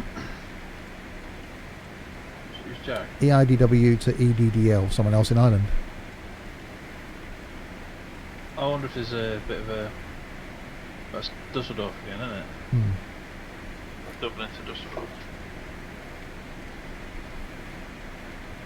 So yeah, it's just still amazing me how, you know, I was 81 people. Well, it worked well for you while streaming. Oh, fair play. Which is why, to be honest, initially I didn't say hello to you, because, you know. But if it works. You've got Cloud now as well. Yeah, FS Cloud's brilliant. Do like FS Cloud. Works really well for us because it's cross-platform. The other thing that's really good, obviously, is little nav map, which wouldn't be without, because it just gives you so much information. So Shannon, weather comms, 130.950. I can tune a radio in actually now.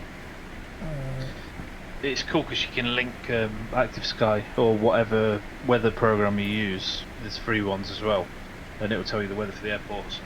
Yeah, I just tuned into 130.950. So as soon as we get the ATIS close enough, we'll pick up that. But yeah, little nav map is fantastic and free.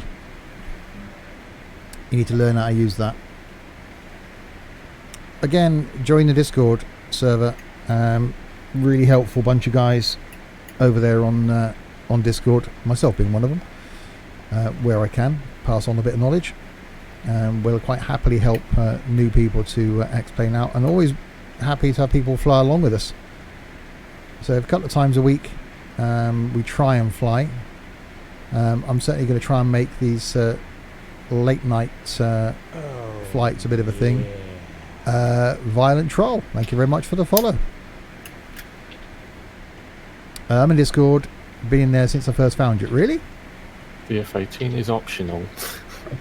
Well, start making yourself a bit more vocal.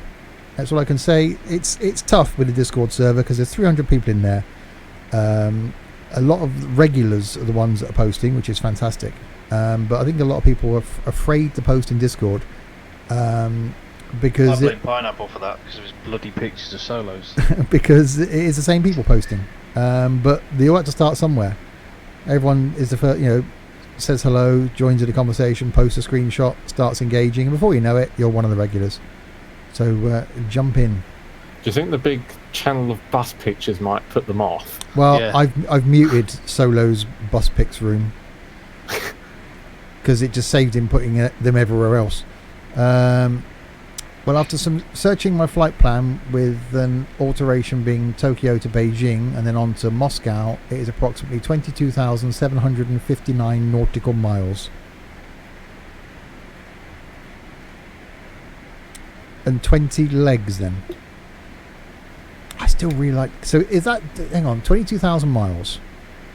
Let's think about this. It's really... You can do... What? 500 miles an hour? Average? I suppose. Yeah, weather permitting. Yeah. So 48 hours is reasonable. So added on another 12. So I reckon in 60 hours.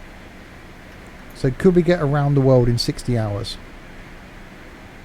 So is that doable over a bank holiday weekend? So if we say started at, I don't know, 8 o'clock on the Saturday morning, could we get back to London by, God, what's that going to be? 8 o'clock Sunday morning, 8 o'clock Monday morning, 8 o'clock Monday night. 36 hours. That'd be 60, wouldn't it? Yeah, 24 hours will be 8 o'clock Sunday morning, 48 hours will be 8 o'clock Monday morning, 60 hours will be 8 o'clock Monday night. Yeah, so I wonder if that could be a thing. Could we get around the world in 60 hours?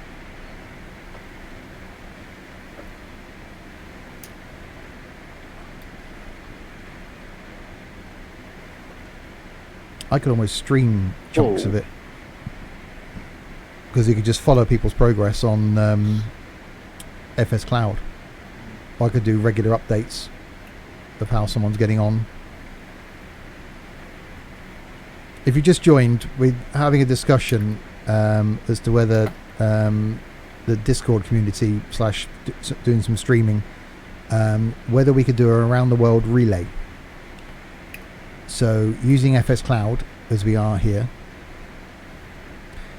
whether we could fly from London going east around the world to come back to London in 20 legs, as Amy worked it out to be. So starting at 8 o'clock on a Monday morning, on a Saturday morning, say the bank holiday weekend. So if, say, I did the first leg, London to Edinburgh, I think it was.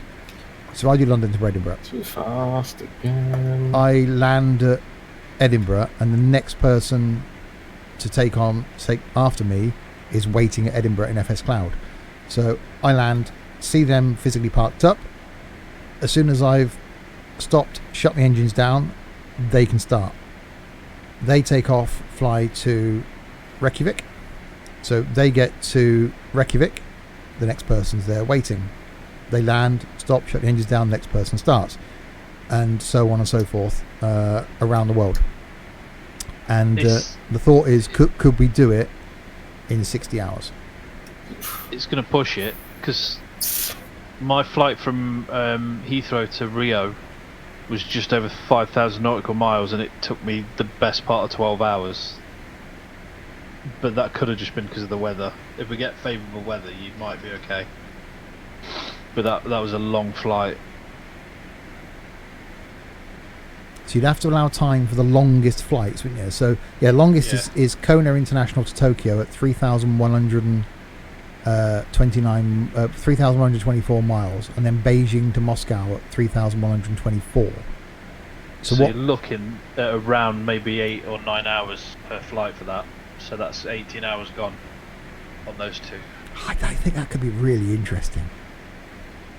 It would be close, I think.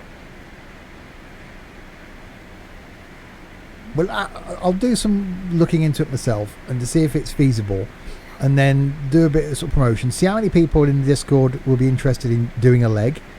Work out then how long legs would be, and then some rough start times, because you want to make sure that if we started at 8 o'clock in the morning, you're going to be... Which way around were we going? We were going Moscow way round, weren't we? No, we were going anti-clockwise. Going west. If that's such a thing. Yeah, so Reykjavik to Canada. Well, yeah, Canada and across there. So you want to be on the... If you start at 8 o'clock on the Saturday morning, you want to be west coast of the USA at San Fran in that evening, so that overnight then someone could then do the flight to Hawaii. And then early hours of Sunday morning, that person's in Hawaii, but the problem is then there'll be another long flight from Hawaii to Tokyo. So that'd be all day Sunday, and then the next short flights then wouldn't be overnight on the Sunday night. That can be interesting.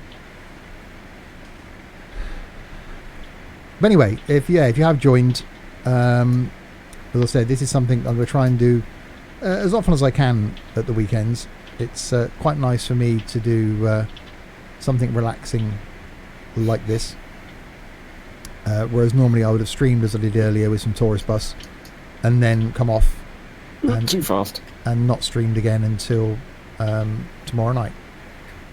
But we did do a couple of these late night ones after Saturday night trucking, so it's something at least once a week on either Friday or Saturday I definitely want to start doing again. But we will do the next leg of this, which is going to be Shannon to New York. I can see Ireland. I can see Waterford by the looks of it, or Lismore. Hurrah!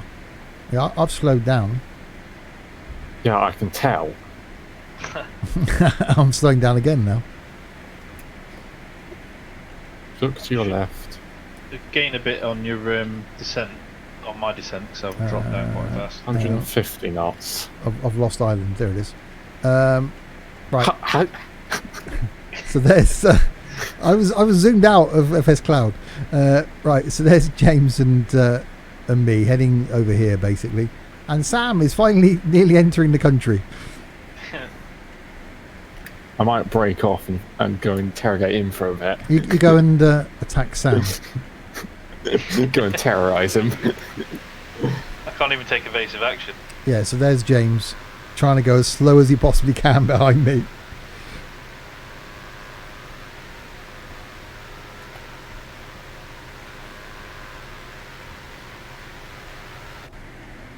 So how are we doing on time? 19 minutes to go. Shannon information Romeo. Oh, we just picked up the radio. 2000 Zulu weather. Wind 250 at 6. Visibility more than 10. Sky conditions 2000 few. Temperature 15. Dew point 11. Altimeter 2982. Arriving runway 24. Departing runway 24. Advise on initial contact you have Romeo. Okay, we have Romeo. Arriving runway 24. I'm coming in on runway 6. Oops. Yeah, I've got 2-4 on mine. I'm not changing it now. Shannon information Romeo. 20 Does little nav map weather. show your position on the map? Yes, it does. 250 at 6. Visibility more than 10. There you go. Sky That's where I am. 2000 few. Temperature 15. Dew point 11. Altimeter 2982. Shut up, radio. So yes, it does. Yeah, little nav map is brilliant. I don't use it in its sort of purest form. It does actually still set us up there that the route I've got is from Dakla to Noodley which is one of the flights we did about 4 months ago. I just keep putting a new flight in. So basically I just open up little nav map. It shows me where I am, so I've got a link to X-Plane. And then I just right click on the airport and go select as departure airport. Go to search, type in where I want to go back to the map, or double click on that place in the list down here. Go back to the map, right click on that and say set as arrival. It then puts a line between the two because, you know, lazy. Tells you the minimum height you need to fly at between those two, and then gives you the information or distance. But you can do approaches and stuff all in here.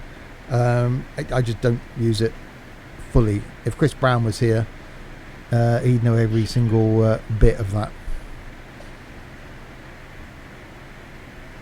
But yeah, that and FS Cloud and you know, little things as we said earlier with X ambience to play around with the lighting in FS Cloud makes it just look stunning. Especially the fact you can do it on the... Oh, that's quite nice actually. The fact you can do it on the fly does make it look really good. But I quite like 4. There we go. And I'm using for this plane as well, before I know where it's turned on, XP Realistic Pro. So with it off and with it on, just adds a lot of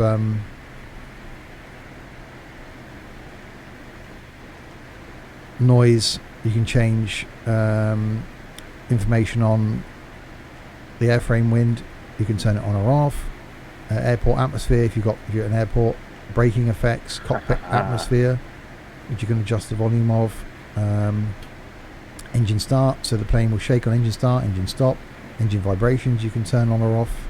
The noise of the flaps, the G-force effects, how they are, gear drag, so if the gear's down, which I've got turned off on this actually, you hear it. Ground effect, whether you've got that turned on or on. Heading anticipation, natural head movement, so I actually don't like that so much. I'll turn that down this plane, which is where you get the head shake when you're taxiing, so it looks like your head is there. Well, that does turn that on. Pitch anticipation, rain effects you can turn off. Reverse thrust. There's just so much that you can do with that. Like see James. And it's those little tiny things that just make X-Plane better and not expensive. You get them one thing at a time. It doesn't end up being expensive. Also, when you buy stuff off the org, you get points, so you can sort of put your points towards add-ons as well, which is quite good. Yeah, a bit like nectar points. So the more Yeah. you spend, it gives you points, and you can use those points to take money off something else, or you end up getting something for free because you've got enough points. It's clever how they trick you into thinking you're getting free stuff, isn't it? Oh yeah.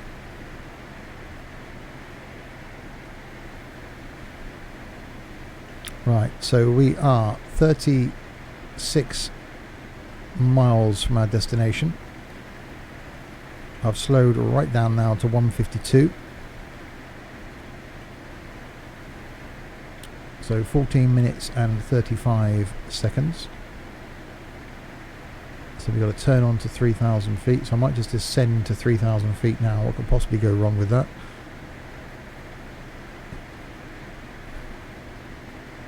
Who's buying you a 3D printer?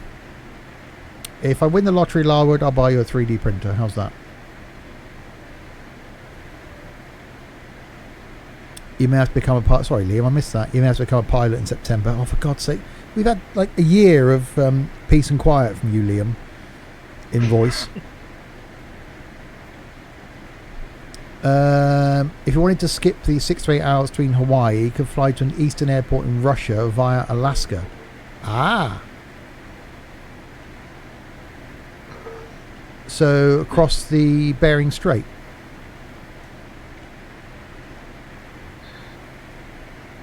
So go up through Russia. You could fly to Alaska. You know where we flew to Anchorage? Yeah.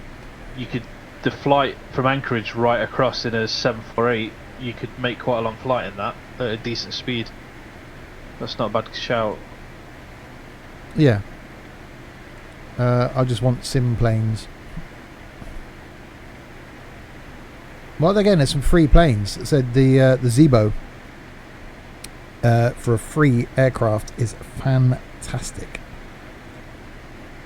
and in the little the Robin, like the baby really brother good to this, with a twin engined couple of diesels on it, is awesome, and is free.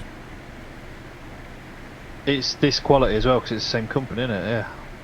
Yeah. This is what you're going to do originally, Steve. Yeah, I know. I did say, Larwood, that every couple of months we talk about this. Liam wants to cause havoc. You can do that without even being in voice, Liam. You've got the Zebo and the Robin. Chris Brown knows of some other free stuff. Start chatting a bit more in Discord, Glad Heater, and in the flight sim section. Check out the mod spreadsheet as well. There's loads of stuff on that. Yeah, there you go. The mod spreadsheet linked at the top of the Discord. There's links to various free mods and things that will make your X-Plane look better. It's got free and paid stuff on it. It tells you the price for the paid stuff as well. Yeah. Sort of make a decision on it. But we'd have to spend a full stream just to teach me. No, we wouldn't, Liam. We just wouldn't. Pineapple picked it up pretty quick, so if he can pick it up quick, I'm pretty sure anybody can. Yeah. It doesn't take long. To start off with a basic aircraft, start off with a little 172. Once you know how to set the G1000, this thing, to turn your autopilot on, which is what I started with, click that, dial in where you're going to, click execute, take off, put the autopilot on, wait till you're near a runway in front of you, turn your autopilot off. It doesn't get much simpler. Mainly I want the MU2 and the Premier 1 and the Milviz 310 and the TBM and the Baron by Caronado. Those are the ones I'm looking into. Again, the TBM, fantastic. I bought the PC12 instead of the TBM because it was like $30 cheaper than the TBM and about 10 knots slower, and my god, it's good. That was the other choice for tonight, was the PC12. Oh, you got the PC12. Oh, blimey. Then you don't need a TBM. No. I've also got the Epic. Have a look at the Epic then. The Epic 1000. I got that as well. That's quite nice.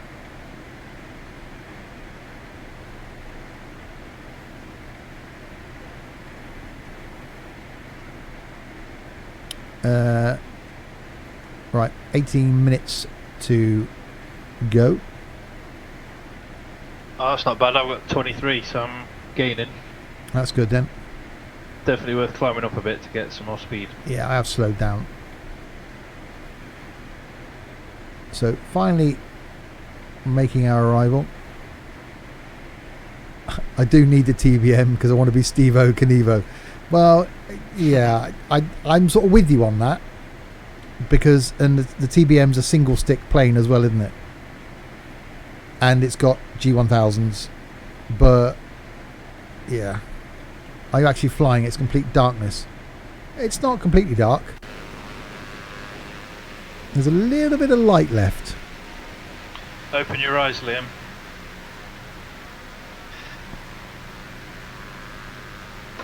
All that darts and beer.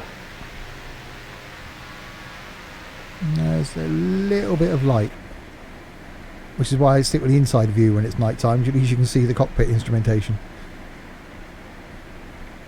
Well, it's real time, Liam. It's actually, you know, this time now at 22:27 local time, so it is dark.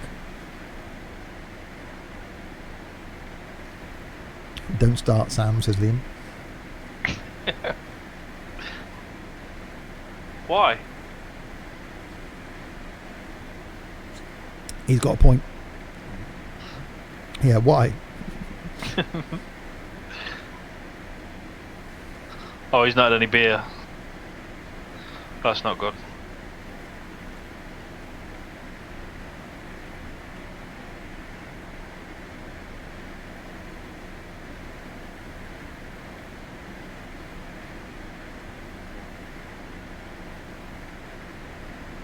It's a little bit bumpy over here, isn't it? It's not too bad where I am. Where am I? Kilkenny. You bastards. Yeah, I was just thinking the same thing. I had a bottle of water, no beer. Yeah, I'm an orange squash. I'm gonna have a beer-free weekend this weekend. I'll try and stealth it for a little while, as well as not eating any crap. Last night I sat in a whole tube of Pringles. That's not good for you. Yeah, but it's true what they're saying, isn't it? Once you pop, you can't stop. Yeah. So when I go shopping tomorrow, I've got to try and stay away from the alcohol, stay away from the chocolate, stay away from the crisps. It's going to be order it online then. It's going to be a tough one, that one. We didn't even play any darts because the organiser decided to go watch horses run about at Newmarket and not organise anything. Oh, that's not good. That was good of him then, yeah. So how are we doing here? Okay, so there's me. James is back stalking Sam. So Sam's fighting over island. How are you only 5 minutes behind me? You're like miles away.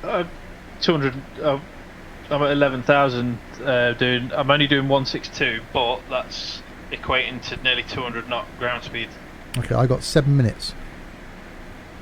Actually, no, 7 minutes before I arrive at my waypoint. Oh.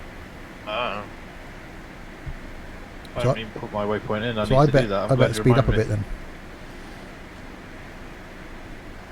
See, this is one of the things in XP Realistic, that when I accelerate, you can see we get a little bit of scuttle shake.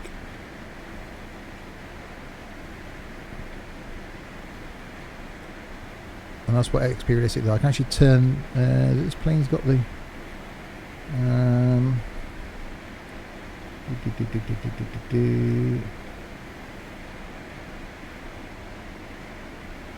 Yeah, I can put adult, I can put kids and things, I can put redo the fuel from here as well. I thought it was this one I can actually turn the engine noise up. Oh, have I got to do that from... That's on... Oh, I don't know where that is actually. I'm not to do it from XP Realistic, that's fine. Atmosphere, engine, okay, engine. Engine start, engine stop, engine vibrations, reverse thrust, side prop, throttle. Alignment, flaps, gear, ground roll, head movements, rudder, touchdown. Uncategorised airframe wind. There's no difference whatsoever. Ground effects, speed brake, stall. One of these is.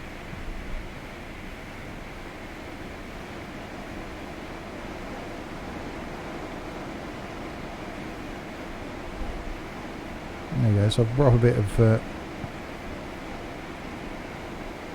Airframe wind. Okay, run engine. Let's do it. Oh. Engine active reverse. Engine start. Engine start. Innovations. Reverse thrust.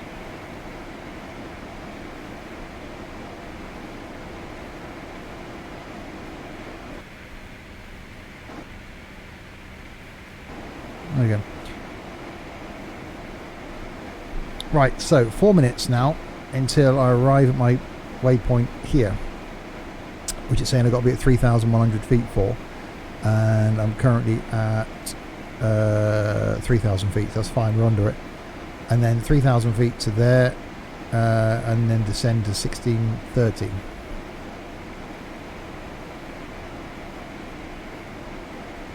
I think the main reason I don't talk much is when I'm able to be on Discord, everyone else is asleep. There are people that are on overnight.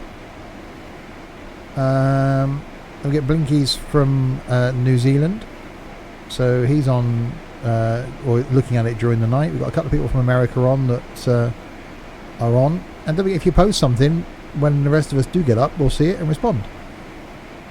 Larwood's from Perth, and not the one in Scotland, but he's on UK time anyway. He's just slightly broken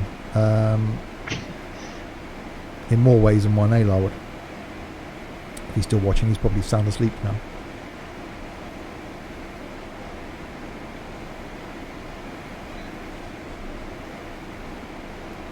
You notice Discord's changed. The little dot next to people that says you're online or not. Yeah, it's got a. They've changed the icons, haven't they? It's like a little countdown timer thing, like a little moon. So I'm guessing when that gets full, does it show you Turn offline? into a wolf. That's really odd. I'm on newborn baby time. Newborn baby time? Yeah, That slightly probably means broken. awake all the time.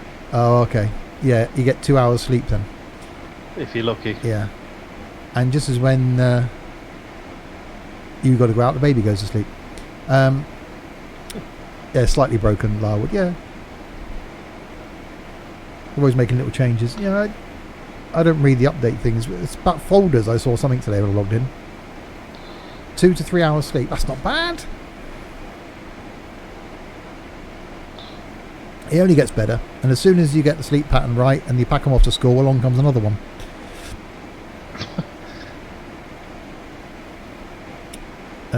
So where are we? 1 minute and 38 to go then until we get here, and then we should turn, hopefully automatically. It's 251 degrees, then we've got to do 14 miles. So we should be able to see. Yeah, you got a little nav map working. Awesome.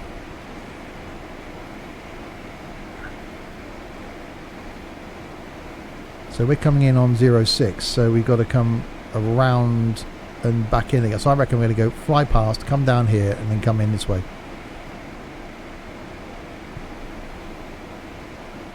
Which if I zoom out of here, there we go. So that shows, I think, where we're going to go. So fly past, down here, turn around, and then come back in.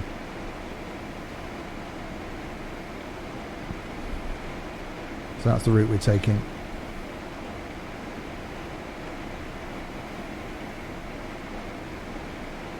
Yeah, you want little XP Connect or something, isn't it, to get little nav map working? Yeah. And then it's just getting FS Cloud.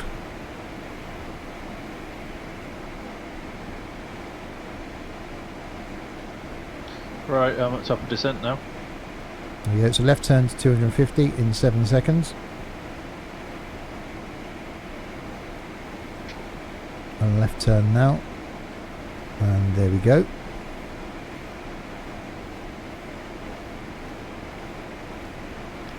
Right over the runway. So this is the runway we're going to be landing on. Which runway did you decide on? 6. Oh, right. So So we'll be coming in from the other end. So 24's lit up, 6 isn't. Yeah, I'm going for 24.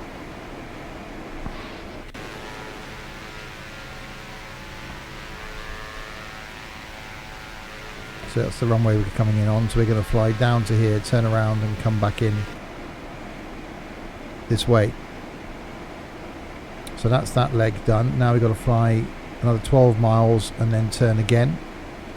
And then we've got to descend down eventually to 1,630 feet. Slightly precise. So I can't do 1,630. But I'll do 1,600.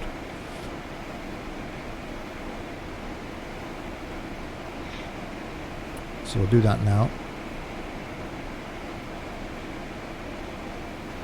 We'll make our approach into Shannon. So yes, tomorrow night, back with normal Saturday night trucking and tunes. And then after that, see how things go. Maybe do another one of these. Because it's quite nice flying at this sort of time of night. Yeah, it's been cool, this has. The thing is, if you don't want to fly at night, you just go over to the States or somewhere. Yeah. Where it's light. Flying this thing down from, from Boston to New York would be pretty cool.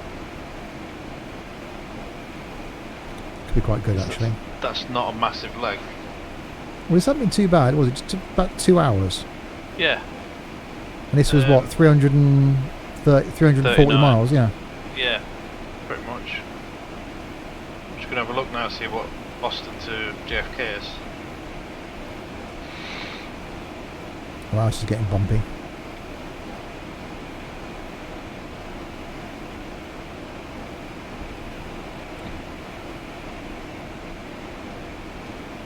I was doing 190 knots, so let's back it off slightly. Well, it's only 162 nautical miles from Boston to JFK. Oh. So you could start a little bit higher, or you could just fly around the city, which would be pretty cool when you got into New York. Just buzz around the island. Or start a bit further north. Yeah, in Canada. Are we allowed to say Canada in Flight Sim still? Yeah, yeah, or it's still... fine.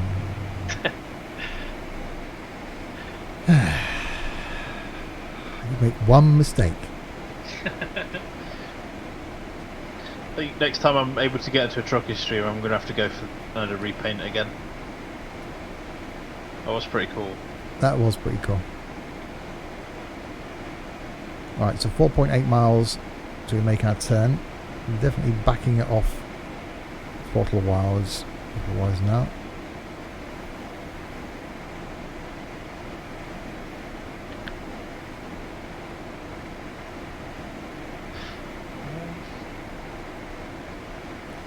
So this is the bit we're on now.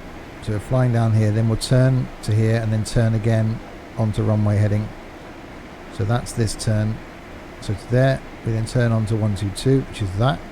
Fly for 3.9 miles, which is across to Asgon. And then turn. We got a bit of 1600 feet there. And then down onto the runway. And it's still not quite dark. It's close, but not quite dark. That traffic actually seems really close to the ground. Why am I doing 600 feet?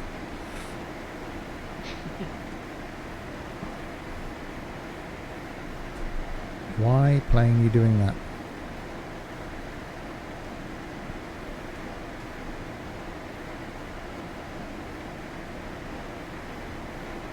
Come on, climb. That was slightly scary. All of a sudden I could see, I thought that car's close to the ground.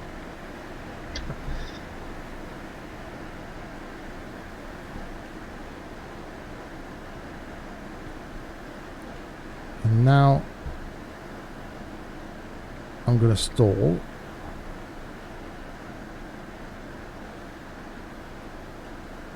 Why the hell didn't it? It just kept descending.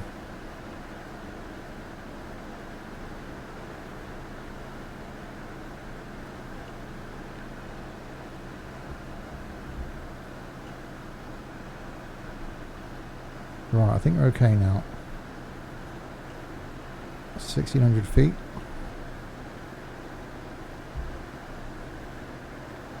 Right, try that again.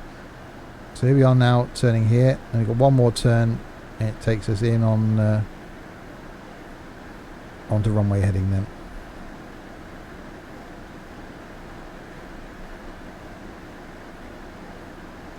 We've got about 30 miles left.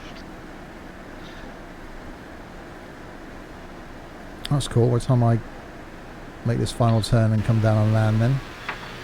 So there's the runway over there. And there's James. So we'll come in and then come in on runway heading.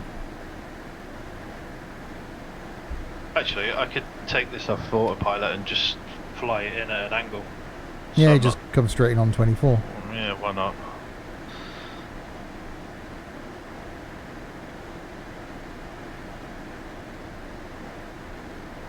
So this should wait and pick up the glide slope then. We've got this here. So once we catch the glide slope, it should descend us down, right down to the runway. In theory.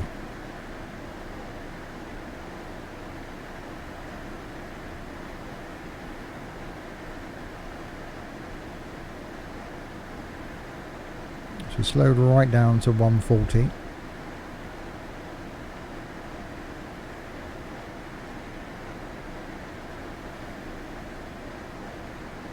And we have the runway in sight. And just about to turn.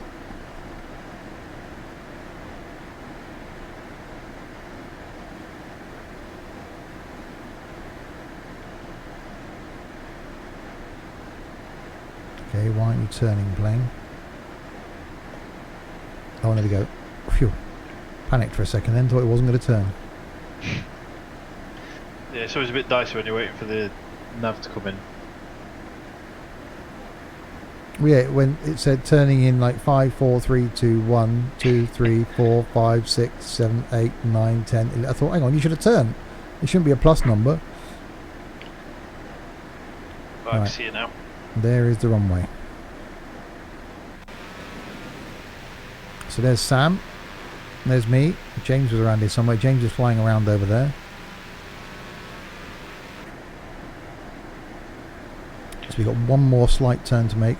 Well, Steve, it's been fun. I've got to do some stuff, but I try and be more active in Discord because I do like the community. Thank you, Glad Eater. Yeah, awesome. Thanks for chatting.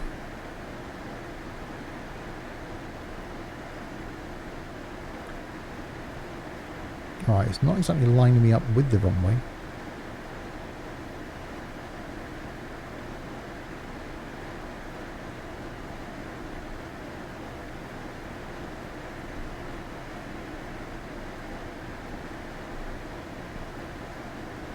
I'm slightly off to one side.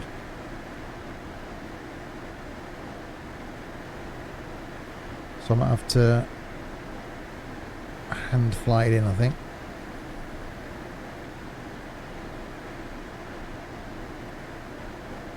Because that should be coming down for me to catch the glide slope. And it's not doing that.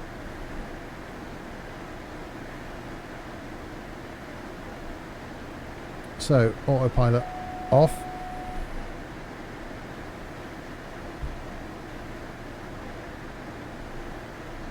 Gear down.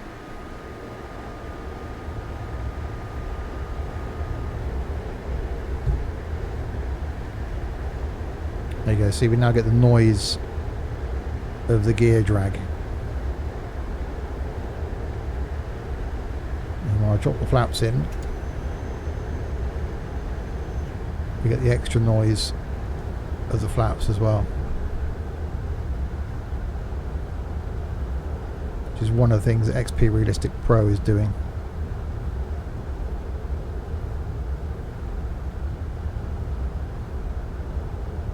I'm probably a little bit high,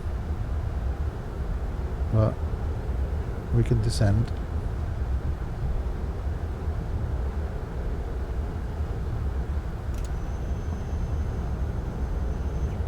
Bring some more flaps in.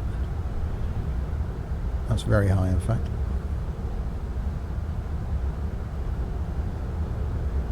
sounds nice when you throttle back to idle, doesn't it? This. Yeah, I got the engine noise turned down, but it's such a great little plane.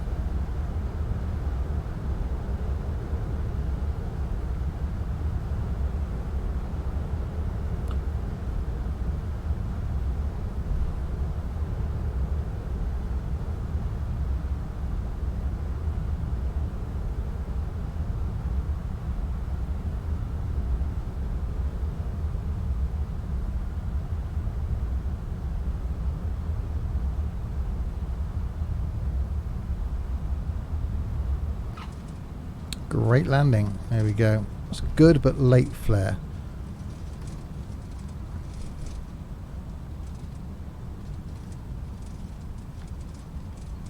I'll happily have great landing.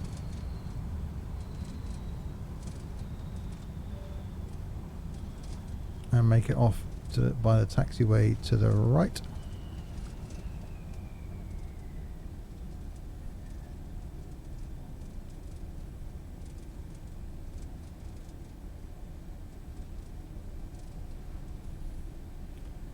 And there we go. Welcome to Shannon.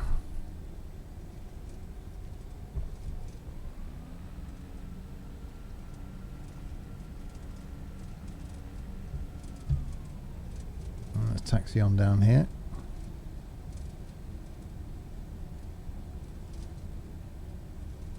And hopefully when we park up, we should see Sam and James coming to land.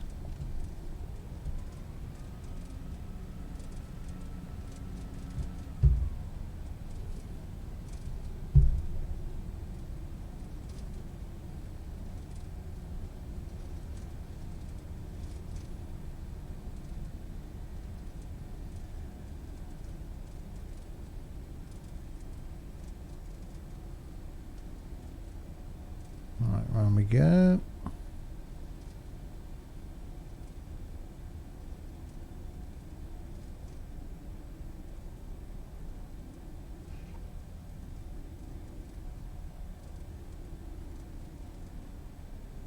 And we'll just pull off around here.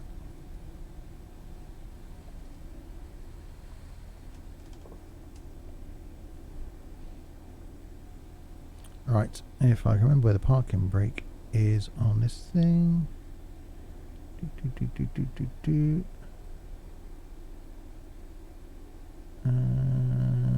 Oxygen.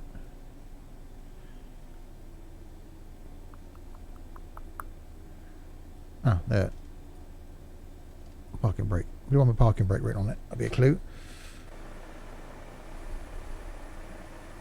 Right, let's turn the beacons off so they don't go flashing. No, strobes, there we go. Right, so there's Sam and James. So here they are on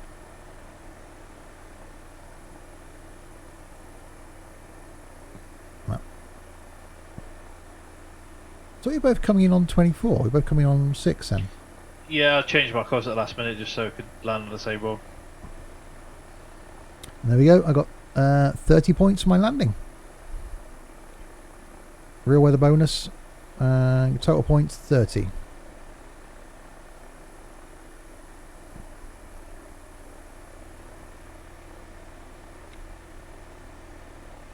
And looks like James is down. Yep. And will he make it off by the first taxiway?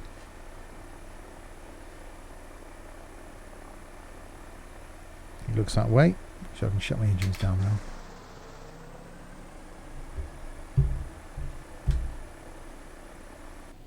Which I can't do because I've got to knock the fuel off of these things, haven't I? That one.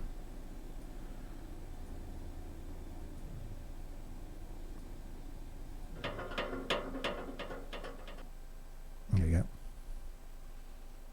Alright, so James is down and Sam looks like it's coming in on final.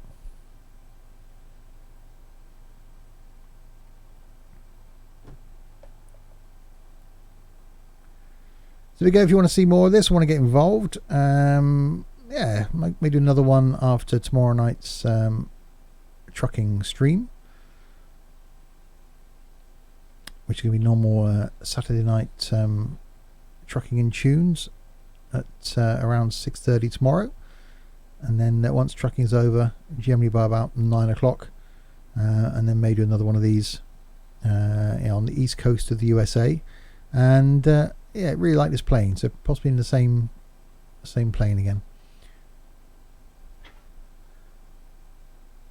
There we go. So there's James, who looks like he's in a 737.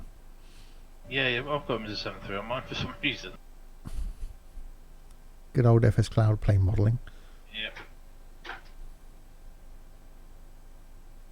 Well, I really like this plane. It's awesome. It is a great little bit of kit. Flies really well. Cope well with that journey. How much shorter they ended up with? Ended up with. I'm going to take a picture of mine because it's a lot closer than I would have wanted it to.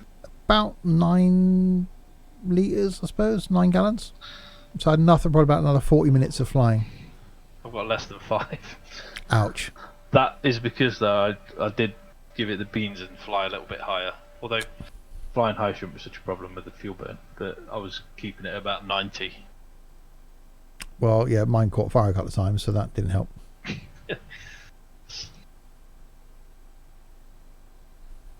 Yeah, I do like that plane though. It's probably up there with the Kodiak for me. It's a little bit quicker than the Kodiak. Being a twin, I never used to be a fan of twins, but I do quite like it. I really need to fly that new Twin Otter, see what that's like. So yeah, so tomorrow night then, possibly thinking, as Sam taxis, maybe do something down the east coast of the US. So maybe from I don't know, Newfoundland down maybe to New York. Could be quite nice. Yeah. down the coast, and then yeah, down into JFK tomorrow. Yeah, so it'll be after trucking tomorrow night. But it will be quite cool to finish this journey and get across to New York in jets as well. So there we go. As Sam taxis on in, I will shut all my lights off. There we go. I love the fact, even from the external view of the plane, the avionics go off. That is really cool. Pretty good, isn't it? So there we go. I will end that there. So yeah, do another flight tomorrow night after the trucking, and then possibly one on Sunday afternoon, depending on who's around.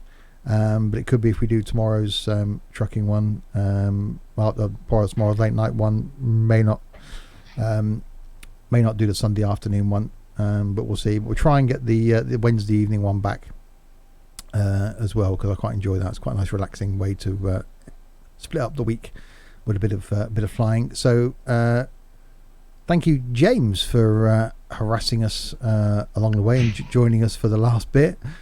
Much appreciated, being buzzed by James. And Sam, of course. Yeah, good suggestion that, Sam. The plane and the journey. Really like that. Yeah, enjoyed that. It was a good flight, mate. Yeah, cheers for that. So yeah, I will end it there. If you're watching this on YouTube and you've got this far, wow, is all I can say. Well done. You need to go and seek psychiatric help if you've watched this all on YouTube. If you're watching live, and a few of you have been from the very beginning, I think, thank you. I said we'll be back tomorrow night, unless I've got everything done that I want to get done tomorrow morning and I'm free tomorrow afternoon and bored, then I may stream tomorrow afternoon, but certainly back tomorrow night, 6:30 p.m. for some trucking. So cheers, Sam. Enjoy, well, not the rest of your night. Enjoy the next hour and 4 minutes left of Friday, and I'll catch up with you tomorrow. And everybody else, yeah, I'll catch you tomorrow for the trucking stream. Say good night, Sam. Good night, Sam.